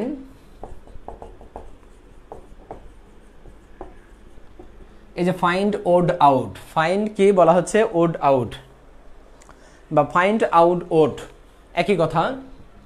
এটা ছোট্ট করে ফাইন্ড আউট ওড। এই ফাইন্ড আউট ওড থেকে স্টুডেন্টরা প্রচুর পরিমাণ কনফিউশন হয়ে যায় এবং ফাইন্ড আউট ওডটা কি আজকে আপনাদের একদম স্পষ্ট ক্লিয়ার করে দেব। কোড পয়েন্ট এবং লয়েড পয়েন্ট, হ্যাঁ সবগুলি জানবো। দেখেন ফাইন্ড আউট ওড, এই ফাইন্ড আউট ওড মানে শব্দটার অর্থ বলা হচ্ছে অমিল খুঁজে বের করা। তাহলে এখানে দেখি অমিল খুঁজে বের করা, অমিল খুঁজে বের করা। এখানে ছোট্ট করে একটা শব্দ জানলাম ওড আউট। ওড আউট শব্দের অর্থ এটা মনে রাখবেন যে অমিল খুঁজে বের করা। এবার যদি কোশ্চেনটা এরকম করে বলা হয় find the out odd man, এটা দেখেন find the out of man কততম বিসিএস এর কোশ্চেন বলেন তো? 35তম বিসিএস এর কোশ্চেন। এখন এখানে থাকলো 1 নম্বর জর্জ ইলিয়ট, অথবা এখানে 2 নম্বর থাকলো জেমস জয়েস, জয়েস, এবং 3 নম্বরে থাকলো অ্যানাদার থিং ইজ দ্যাট, যে কোনো একজন ব্যক্তি থাকলেই হবে। আমরা ছোট্ট করে এখানে দেই যে জোসেফ কনরাড, এবং 4র্থ নম্বর যে ব্যক্তি সেই ব্যক্তি ছোট্ট করে আমরা একটু জেনে নেই। এখানে কি লেখা যায়? যখন বলা হচ্ছে থমাস হার্ডি। এখন দেখেন এখানে একটা মজার বিষয় হচ্ছে কি ফাইন্ড আউট ওড, এই আউট ওড শব্দের অর্থ হচ্ছে অমিল খুঁজে বের করা। তাহলে দেখেন এই কোশ্চেনটা লিখছি যে find the odd out man, 35তম বিসিএস এর কোশ্চেন। এখানে কে হতে পারে? দেখেন George Eliot, James Joyce, Thomas Hardy এবং জোসেফ কনরাড। এখানে 2য় নম্বর, 3য় নম্বর, 4র্থ নম্বর হবে না। কেন? এরা দ্যাট মিনস 2, 3, 4 হচ্ছে ছেলে আর বাকি একজন হচ্ছে কি মেয়ে, তাহলে অবশ্যই কি হবে? জর্জ ইলিয়ট হবে। জর্জ ইলিয়ট অবশ্যই বলা হচ্ছে ফাইন্ড আউট। এখন এখানে এই ফাইন্ড আউট খোঁজার পূর্বে অবশ্যই 3টে বা 4টে জিনিস আপনাকে খেয়াল রাখতে হবে। এবার ছোট্ট করে আমরা একটু এট এ গ্লান্স জেনে নেই। দেখুন এই ফাইন্ড আউট খোঁজার শর্ত হচ্ছে, মানে ফাইন্ড আউট আপনি এটা নয় মুখস্থ বললেন, কিন্তু এই ফাইন্ড আউটটা নর্মালি কিভাবে আপনি জানবেন? প্রথম হচ্ছে লেখক সম্পর্কে ভালো ধারণা থাকতে হবে, লেখক সম্পর্কে একটু ভালো ধারণা থাকতে হবে। দ্বিতীয় হচ্ছে লিটারেরি টার্মস জানতে হবে। তৃতীয় কথা হচ্ছে লরেট, LAURAT, লরেট পয়েট অথবা টাইটেল, TITLE, টাইটেল জানতে হবে। আর চতুর্থ হচ্ছে ইউনিভার্সিটি ওয়েটস জানতে হবে। এবার আমরা একটু খেয়াল করি, লেখক সম্পর্কে একটু জানতে হবে, লেখক বা লেখিকা সম্পর্কে জানতে হবে যে এই লেখকটা কোন যুগের, এরকম। লিটারি টার্মস জানতে হবে, যেটা ট্র্যাজেডি, কমেডি, ড্রামা অথবা প্লে, সনেট ইত্যাদি। লরেট পয়েট এবং টাইটেলগুলি একটু জানতে হবে এবং ইউনিভার্সিটি ওয়েটস জানতে হবে। এই কয়েকটা জিনিস যদি আপনি জানেন, দ্যাট মিনস ওড বলা হচ্ছে আউট ওড তখনই জানে মানুষ যখন সাহিত্য সম্পর্কে একটা ধারণা থাকে, তখন হচ্ছে জানে। তাহলে ফার্স্ট অফ অল এখানে মনে রাখবেন 3-4 রুলস। ফাইন্ড আউট ওড অর্থ হচ্ছে অমিল খুঁজে বের করা, অমিল। আবার খেয়াল করি, ফাইন্ড আউট ওড অমিল খুঁজে বের করা। এখানে মনে রাখবেন লেখক সম্পর্কে ভালো করে জানা, লিটারি টার্মস মানে tragedy, comedy, drama, play, sonnet সম্পর্কে ভালো করে জানা, লরেট পয়েট অথবা টাইটেল সম্পর্কে ভালো করে জানা এবং ইউনিভার্সিটি উইট সম্পর্কে একটু জানলেই হবে। মানে টোটাল সাহিত্য সম্পর্কে একটা গ্লান্স একটু জানবেন। এবার দেখেন, তাহলে বলা হয় ফাইন্ড আউট ওড অর্থ কি? অমিল, অমিল, অমিল খুঁজে বের করা, অমিল খুঁজে বের করা। এবার এই কোশ্চেনটা আমরা একটু বুঝি। দেখেন এখানে লিখেছে find out odd man, find out odd man. দেখেন এই হলো question. 1 number William Shakespeare, 2 number Christopher Marlowe, 3 number Edmund Spenser, 4 number George Bernard Shaw. তাহলে একটু খেয়াল করি, দেখেন লিখছি ফাইন্ড আউট ওড ম্যান, অমিল খুঁজে বের করো, William Shakespeare, Christopher Marlowe, Edmund Spenser, George Bernard Shaw. তাহলে অবশ্যই কি হবে? George Bernard Shaw. কেন? Christopher Marlowe, William Shakespeare, Edmund Spenser সবাই একই যুগের কবি এবং রেনেসান্স বা এলিজাবেথেন বলা যায়।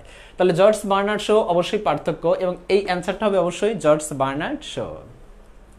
এবার ছোট্ট করে আমরা আরেকটা কোশ্চেন লিখি, ওড আউট দি ফাইন্ড। এটা 35তম বিশেষ পরীক্ষা এসেছিল। এবার ওড আউট দি ফাইন্ড একই কোশ্চেন, শুধুমাত্র পার্সনের ক্ষেত্রে ভিন্ন।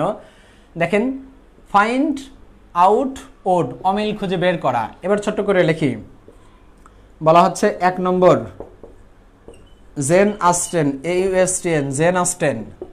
2 নম্বর হচ্ছে টনি মরিসন, টনি মরিসন। 3 নম্বর বলা হচ্ছে, 4 নম্বর আমরা লিখি, 3 নম্বর একজন ব্যক্তি দেয় জন কিটস। আর 4 নম্বর আমরা দেই যে another thing is that Virginia Wolf.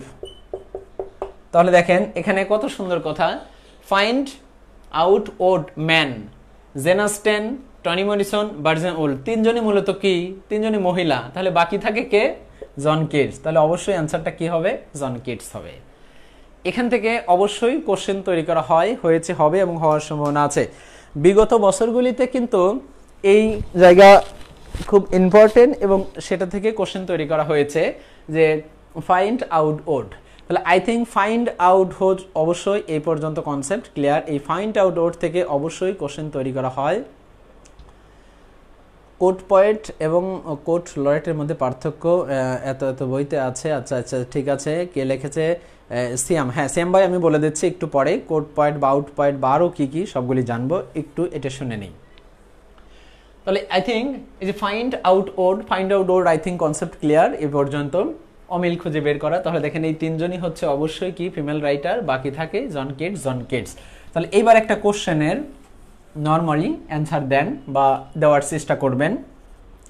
Find out odd man বলা হচ্ছে another thing is that Lord Alphard Tennyson. 2 নম্বর বলা হচ্ছে জেমস, বলা হচ্ছে another thing is that Matthew Arnold. Matthew Arnold দ্বিতীয় নম্বর, এবং বলা হচ্ছে তৃতীয় নম্বর বলা যায় রবার্ট ব্রাউনিং,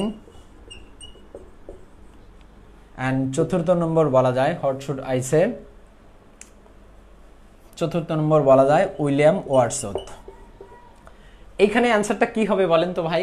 1 2 3 4 লিখেছি ফাইন্ড আউট ওড ম্যান, বলা হয় Lord Alfred Tennyson, Matthew Arnold, এবং বলা হচ্ছে রবার্ট ব্রাউনিং এবং উইলিয়াম ওয়ার্ডসওয়ার্থ। তাহলে অবশ্যই আমরা জানি উইলিয়াম ওয়ার্ডসওয়ার্থ। এখান থেকে ভাইভা বোর্ডে কোশ্চেন আসে যে এরকম, প্রথমে পিলির জন্য যে ফাইন্ড আউট ওড, অমিল খুঁজে বের করো, তাহলে এখানে একটা দিল। এবার ভাইভা বোর্ডে ধরল যে find out odd, what is the cause of that question, এই কোশ্চেনের কারণটা কি? এই কোশ্চেনের কারণটা হচ্ছে প্রথমে লেখক সম্পর্কে ভালো করে জানতে হবে, দ্বিতীয় হচ্ছে লরেট পয়েট, লিরিক পয়েট এবং টাইটেল সম্পর্কে জানতে হবে, এবং তৃতীয় হচ্ছে লিটারি টার্মস জানতে হবে। তাহলে এতগুলি যদি জানি তাহলে অবশ্যই সেই আউট ওডটা ইজিলি জানতে পারবো। তার মানে Lord Alfred Tennyson, Matthew Arnold এবং রবার্ট ব্রাউনিং, এরা তিনজন ভিক্টোরিয়ান পিরিয়ডের কবি। তাহলে বাকি থাকে কে? বাকি থাকে যে বিষয়টা, সেটাই হচ্ছে আউট ওড। তাহলে বাকি থাকে উইলিয়াম ওয়ার্ডসওয়ার্থ। আই থিঙ্ক এই পর্যন্ত কনসেপ্ট ক্লিয়ার, এবং এই জায়গা থেকে অবশ্যই কোশ্চেন তৈরি করা হয়েছে, হয় এবং হওয়ার সম্ভাবনা আছে। এবার ছোট্ট করে একটু দেখে আসি, জাস্ট কমেন্ট মিনিট। হ্যাঁ, সিয়াম ভাই একটা কোশ্চেন করেছে, আমরা ছোট্ট করে একটু জেনে নেই। ফাইন্ড বলা হচ্ছে আউট ওড, তাহলে ফাইন্ড আউট ওড থেকে যদি কোনো ধরনের কোশ্চেন হয়, কোনো কনফিউশন হওয়ার কোনো কারণ নেই। আগে তিনজনকে খুঁজবেন যে কারা কারা, কে কোন কোন যুগের, একটু ধারণা নিলে হয়ে যাবে। LAURAT laureate, LAUREAT laureate poet. Laureate শব্দটির স্পেলিং LAURAT, অর্থ সবাদয়, সবাদয় বা রাজকবি। এবং এই লরেট পয়েট বলা হয় কোর্ট, CORT কোর্ট, এই যে কোর্ট, COURT কোর্ট পয়েট। তাহলে কোর্ট পয়েট আর লরেট পয়েট কিন্তু একই। What is the differing meaning is the same. Court poet of কি বলা হচ্ছে? ইংল্যান্ড। তাহলে ইংল্যান্ড থেকে, রাজদরবার থেকে, রাজসভা থেকে যে পুরস্কার পায় তাকে বলা হয় লরেট পয়েট, অথবা বলা হয় যারা নোবেল পুরস্কার পায় তাদেরকে বলা হয় লরেট পয়েট। কিন্তু নোবেল পুরস্কার দেওয়াই হয়েছিল 1901 সালে। এখানে অনেক কনফিউশন হয়ে যায়, কারণ এই ব্যক্তিরা লরেট পয়েটস যদি বলা হয় তাহলে অনেক ব্যক্তি, এই ব্যক্তিরা 1901 সালের পূর্বে তারা মারা গিয়েছিল, এবং এই ব্যক্তিগুলি সাধারণত লরেট পয়েট বলার মূল কারণ হচ্ছে নোবেল পুরস্কার ছিল না, পরবর্তীতে হয়েছে। পূর্বের যেটা ছিল সেটা হচ্ছে লরেট পয়েট। লরেট পয়েটস ইংরেজ সাহিত্যের মধ্যে অনেক ব্যক্তি আছে, জানবো একটু পরে, তার আগে জেনে নেই। LAUREATE লরেট পয়েট অর্থ হচ্ছে সবাদয় বা রাজকবি। Court poet of England, England থেকে সম্মানের সাথে যখন কোনো ব্যক্তি কোনো পুরস্কার পাইতো, রাজ দরবার থেকে সম্মানিত হতো, তখন তাদেরকে বলা হয় লরেট পয়েটস। তাহলে কোর্ট পয়েট আর লরেট পয়েটস একই। এই কোর্ট পয়েট অনেক ব্যক্তিকে বলা হয়, এডমান্ড স্পেন্সারকে বলা হয়, লর্ড আলফ্রেড টেনিসনকে বলা হয়, এবং বিখ্যাত জন ড্রাইডেনকে বলা হয়, উইলিয়াম ওয়ার্ডসওয়ার্থকে বলা হয়। এবার যদি ছোট্ট করে আমরা এখানে জানি, দেখেন লরেট পয়েটস, তাহলে এখানে একটা কোশ্চেন আসে, যদি বলা হয় ফার্স্ট লরেট পয়েট কে? লরেট পয়েটস অনেক আছে, কিন্তু ফার্স্ট লরেট পয়েট হচ্ছে জন ড্রাইডেন, DROIDEN, এবং সে নিও ক্লাসিক্যাল পিরিয়ডের কবি, এবং তার জন্ম হয়েছিল 1631 থেকে 1700 পর্যন্ত। আর নিও ক্লাসিক্যাল মানে বলা হয় 1660 থেকে 1798। এখানে 85 বলা যায় দু একটা বইতে, কিন্তু ভ্রান্ত ধারণা। তাহলে first laureate poet John Dryden. John ড্রাইডেনকে বলা হয় ফাদার অফ ইংলিশ ক্রিটিসিজম। এরপর আরেকজন লরেট পয়েট, সেটা হচ্ছে উইলিয়াম ওয়ার্ডসওয়ার্থ। উইলিয়াম ওয়ার্ডসওয়ার্থের জন্ম 1770 থেকে বলা হয় 1850। উইলিয়াম ওয়ার্ডসওয়ার্থ হচ্ছে রোমান্টিক যুগের কবি, আর রোমান্টিক পিরিয়ড মানে 1798 থেকে 1832। এরপর আরেকজন ব্যক্তি লর্ড আলফ্রেড টেনিসন। টেনিসন হচ্ছে লর্ড আলফ্রেড টেনিসনের জন্ম 1809 থেকে 1800 বলা হয় 92, এবং লর্ড আলফ্রেড টেনিসন ভিক্টোরিয়ান পিরিয়ডের কবি, আর ভিক্টোরিয়ান পিরিয়ড মানে 1832 থেকে 1901। এবার একটু আমরা বোঝার চেষ্টা করি, লরেট LAUREAT লরেট পয়েট কাকে বলা হয়, লরেট পয়েট কেন বলা হয়, দুটেই ভাইভা বোর্ডের কোশ্চেন। লরেট পয়েট হচ্ছে সবাদয় বা রাজকবি। কোর্ট পয়েট অফ ইংল্যান্ড, এটিকে বলা হয় লরেট পয়েট। লরেট পয়েটের সংখ্যা অনেক ব্যক্তি আছে, এর মধ্যে প্রথম লরেট পয়েট জন ড্রাইডেন। এবং এই জন ড্রাইডেনকে লরেট পয়েট বলা হয়। সে নিও ক্লাসিক্যাল পেডাগজি তার জন্ম এবং নিও ক্লাসিক্যাল যুগ। লরেট পয়েট উইলিয়াম ওয়ারসওয়ার্থকে বলা হয় তার জন্ম এবং সে রোমান্টিক যুগের যুগ। এবং লরেট পয়েট লর্ড আলবার্ট টেনিসনকে বলা হয় এবং ভিক্টোরিয়ান পিরিয়ড তার বিখ্যাত যুগ। এখন কেউ যদি বলে যে যারা নোবেল পুরস্কার পেয়েছে তাদেরকেও লরেট পয়েট বলা হয়, এটাও হয় কিন্তু খুবই রেয়ার। কেন হয়? এখানে অনেকগুলি যুক্তি আছে। দেখেন 1901 সালে নোবেল পুরস্কারের যাত্রা শুরু হলো, তাহলে এই সকল ব্যক্তিগুলি বা যুগগুলি বা কবির জন্ম মৃত্যু বা যুগ, এরা কি 1901 সালের পরে নাকি পূর্বে? অবশ্যই পূর্বে। তাহলে তারা কিভাবে নোবেল পুরস্কার পেল? আপনি বললেন যারা নোবেল পুরস্কার পায় তাদেরকে বলা হয় লরেট পয়েট। হ্যাঁ, এটাও বলা যায়, তবে খুবই রেয়ার, নাই বললেই নাই। সবচেয়ে পারফেক্ট হচ্ছে court poet of England, it's call Nobel prize বা লরেট পয়েট। এখন বিষয় হলো এই ব্যক্তিরা নোবেল পুরস্কার পাওয়ার যোগ্যতা অর্জন করেছিল, কিন্তু নোবেল পুরস্কার ছিল না বলে তারা পায়নি। ওই সময় যেটা ছিল সেটা হচ্ছে লরেট পয়েট। আর এই লরেট পয়েটের সিনোনিম ওয়ার্ড বর্তমান ডিজিটাল যুগে ইউজ করা হলো নোবেল প্রাইজ। তার মানে এই নোবেল পুরস্কার একটা সিনোনিম ওয়ার্ড লরেট পয়েট, যা পূর্বে সাহিত্যের মধ্যে ইউজ করা হতো, এখন এটা ইউজ করা হয় না। আধুনিক যুগ, এখন ইউজ করা হয় নোবেল প্রাইজ। একটা সময় ডিলিট ইউজ করা হয়তো, ফার্স্ট ক্লাস সেকেন্ড ক্লাস, এরপর এ প্লাস, গোল্ডেন, ফোল্ডেন, নোল্ডেন, এরকম আসতেছে চেঞ্জিং। তার মানে এই লরেটটা আগে ছিল, এখন নেই, এখন হচ্ছে নোবেল প্রাইজ। এই ব্যক্তিরা যোগ্যতা ছিল পাওয়ার, কিন্তু নোবেল পুরস্কার ওই সময় ছিল না বলে তারা পায়নি। তারা টাইটেল বা উপাধি পেয়েছে, আর সেই টাইটেল বা উপাধিটাই হচ্ছে লরেট পয়েট। আরও জানা যায় লরেট পয়েট থেকে, আই থিঙ্ক এস শাইম ভাই বা আপু, এটা হচ্ছে কনসেপ্ট ক্লিয়ার। সো এই পর্যন্ত কনসেপ্ট আই থিঙ্ক সবারই ক্লিয়ার। এবার সাহিত্যের কোনো লাস্ট ওয়ান, মানে কারো কোনো কোশ্চেন আছে? Is there any question about in the whole literature, not only the fixed any person or any kinds of information? So আমরা যতটুকু আলোচনা করলাম এই হচ্ছে ইংলিশ লিটারেচার। আর সাধারণত আমি লিটারেচার আপনাদের একটু সাজেশন দিলাম, ভালো লাগলো, ভালো লাগাটাই ভালো, আর ভালো থেকে ভালো কিছু করাটা আরও ভালো। সো ইংলিশ লিটারেচার থেকে কোনো প্রবলেম হলে নিঃসন্দেহে নক করতে পারেন, সেটা মেসেঞ্জারে, ইনবক্সে, আদার্স ক্ষেত্রে বা ফোন নম্বরে। আর সাহিত্য যদি প্রাইভেট পড়তে চান তাহলে নিঃসন্দেহে আমার কাছে পড়তে পারেন নির্দ্বিধায়। আপনার কোর্স শেষ করে দেওয়ার দায়িত্ব আমার। এখানে ক্লাস টেস্ট থাকবে এবং মডেল টেস্ট, কোশ্চেন সব, আর কখন কখন পরীক্ষা, ক্লাস সব কিছু জানিয়ে দেওয়া হবে। এটা 1 মাসেও শেষ হতে পারে। আপনি যদি মনে করেন 1 মাস না, আমার আরও সময় লাগবে, তাহলে আপনাকে শেষ করার দায়িত্ব আমার, তবে রেসপন্সিবিলিটি থাকতে হবে, মানে রেগুলার থাকতে হবে, এবং কখন পরীক্ষা, এক্সাম সব কিছু জানিয়ে দেওয়া হবে। আর কেউ যদি টাকার জন্য পড়তে না পারেন তাহলে আমি তাকে ফ্রি পড়াবো। হ্যাঁ, আমি 1000 টাকা নিয়ে ইংলিশ লিটারেচার আপনাদের হচ্ছে পড়াতে চাচ্ছি।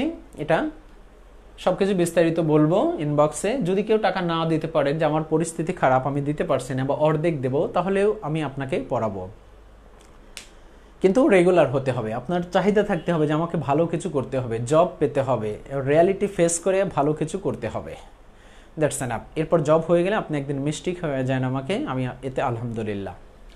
সো ইংলিশ লিটারেচার থেকে লাস্ট 2 মিনিট আমরা আলোচনা করব, বা 3 মিনিট। এখান থেকে কারো কোনো কোশ্চেন থাকলে নিঃসন্দেহে বলতে পারেন। Is the any question about of the whole literature? ধন্যবাদ এতক্ষণ সাথে থাকার জন্য। যারা ছিলেন তাদেরকে অসংখ্য ধন্যবাদ। অনেক টিচার ছিল, আমাদের সম্মানিত টিচার ছিল, বন্ধু বান্ধব ছিল, এবং পরিচিত অপরিচিত অনেক প্রিয় মুখ ছিল। যাদের চিনি এবং চিনি না সবাইকে ধন্যবাদ। যাদের চিনি এবং চিনি না যারা আছেন তারা থাকবেন, ভালো লাগবে, এবং ভালো কিছু থিঙ্কিং করার অবশ্যই চেষ্টা করবেন। সো আপনাদের জন্য শুভকামনা রইল। লাস্ট আমরা আরেকটু দেখি যে কারো কোনো কোশ্চেন আছে কি না। হ্যাঁ, দুর্মুর ইংলিশ লিটারেচার, দুর্মুর, এটা আমার লেখাই বই। সেম ভাই, এটা হচ্ছে আমার লেখাই বই। হ্যাঁ, রাইটার দেখবেন আরমান হোসাইন আছে। দুর্মুর ইংলিশ লিটারেচার আমার লেখা। সাহিত্যের জন্য যে কোনো বই কিনলেই হবে, বলছি না যে দুর্মুর কিনতে হবে, এরকম না, যে কোনো বই কিনলেই হবে। So is the any question? তাহলে কোশ্চেন যদি না থাকে তাহলে দ্যাটস এনাফ, এতটুকু পর্যন্তই থাক। হ্যাঁ, পয়েট এডমান্ড স্পেন্সার, নিঃসন্দেহে শফিকুল ইসলাম ভাই। হ্যাঁ, পয়েটস এডমান্ড স্পেন্সারকে, তবে পয়েটস বাংলা সাহিত্যে বলা হয় নির্মলানন্দ গুণকে। পয়েটস কেন বলা হয় এডমান্ড স্পেন্সারকে? কারণটা হচ্ছে এডমান্ড স্পেন্সার যা লিখেছিল তার ধ্যান ধারণা, চিন্তাভাবনা, থিঙ্কিং করে পরবর্তী ব্যক্তিরা তাকে অবশ্যই এই গ্রন্থ অনুকরণ ফলো করে সাহিত্যিক রচনা করেছিল, লিখেছিল, তাদেরকে এই জন্য বলা হচ্ছে পয়েট অফ পয়েটস। অবশ্যই বলা হয় এডমান্ড স্পেন্সার। বাংলা সাহিত্যে কবিদের কবি নির্মলানন্দ গুণকে কিছুটা পড়তে হবে। যে কাদের জন্ম কত সালে, এটা কিছুটা পড়তে হবে, যেটা খুবই ইম্পর্টেন্ট। হয়তো 8-10 জন এরকম, হ্যাঁ, কিছুটা, যেগুলি একদম না জানলেই নয়, এই ব্যক্তিগুলি কয়েকজন ব্যক্তি পড়লে দ্যাটস এনাফ। তাহলে এখানে আমরা যতটুকু জানলাম দ্যাটস এনাফ। এই হচ্ছে ইংলিশ লিটারেচার।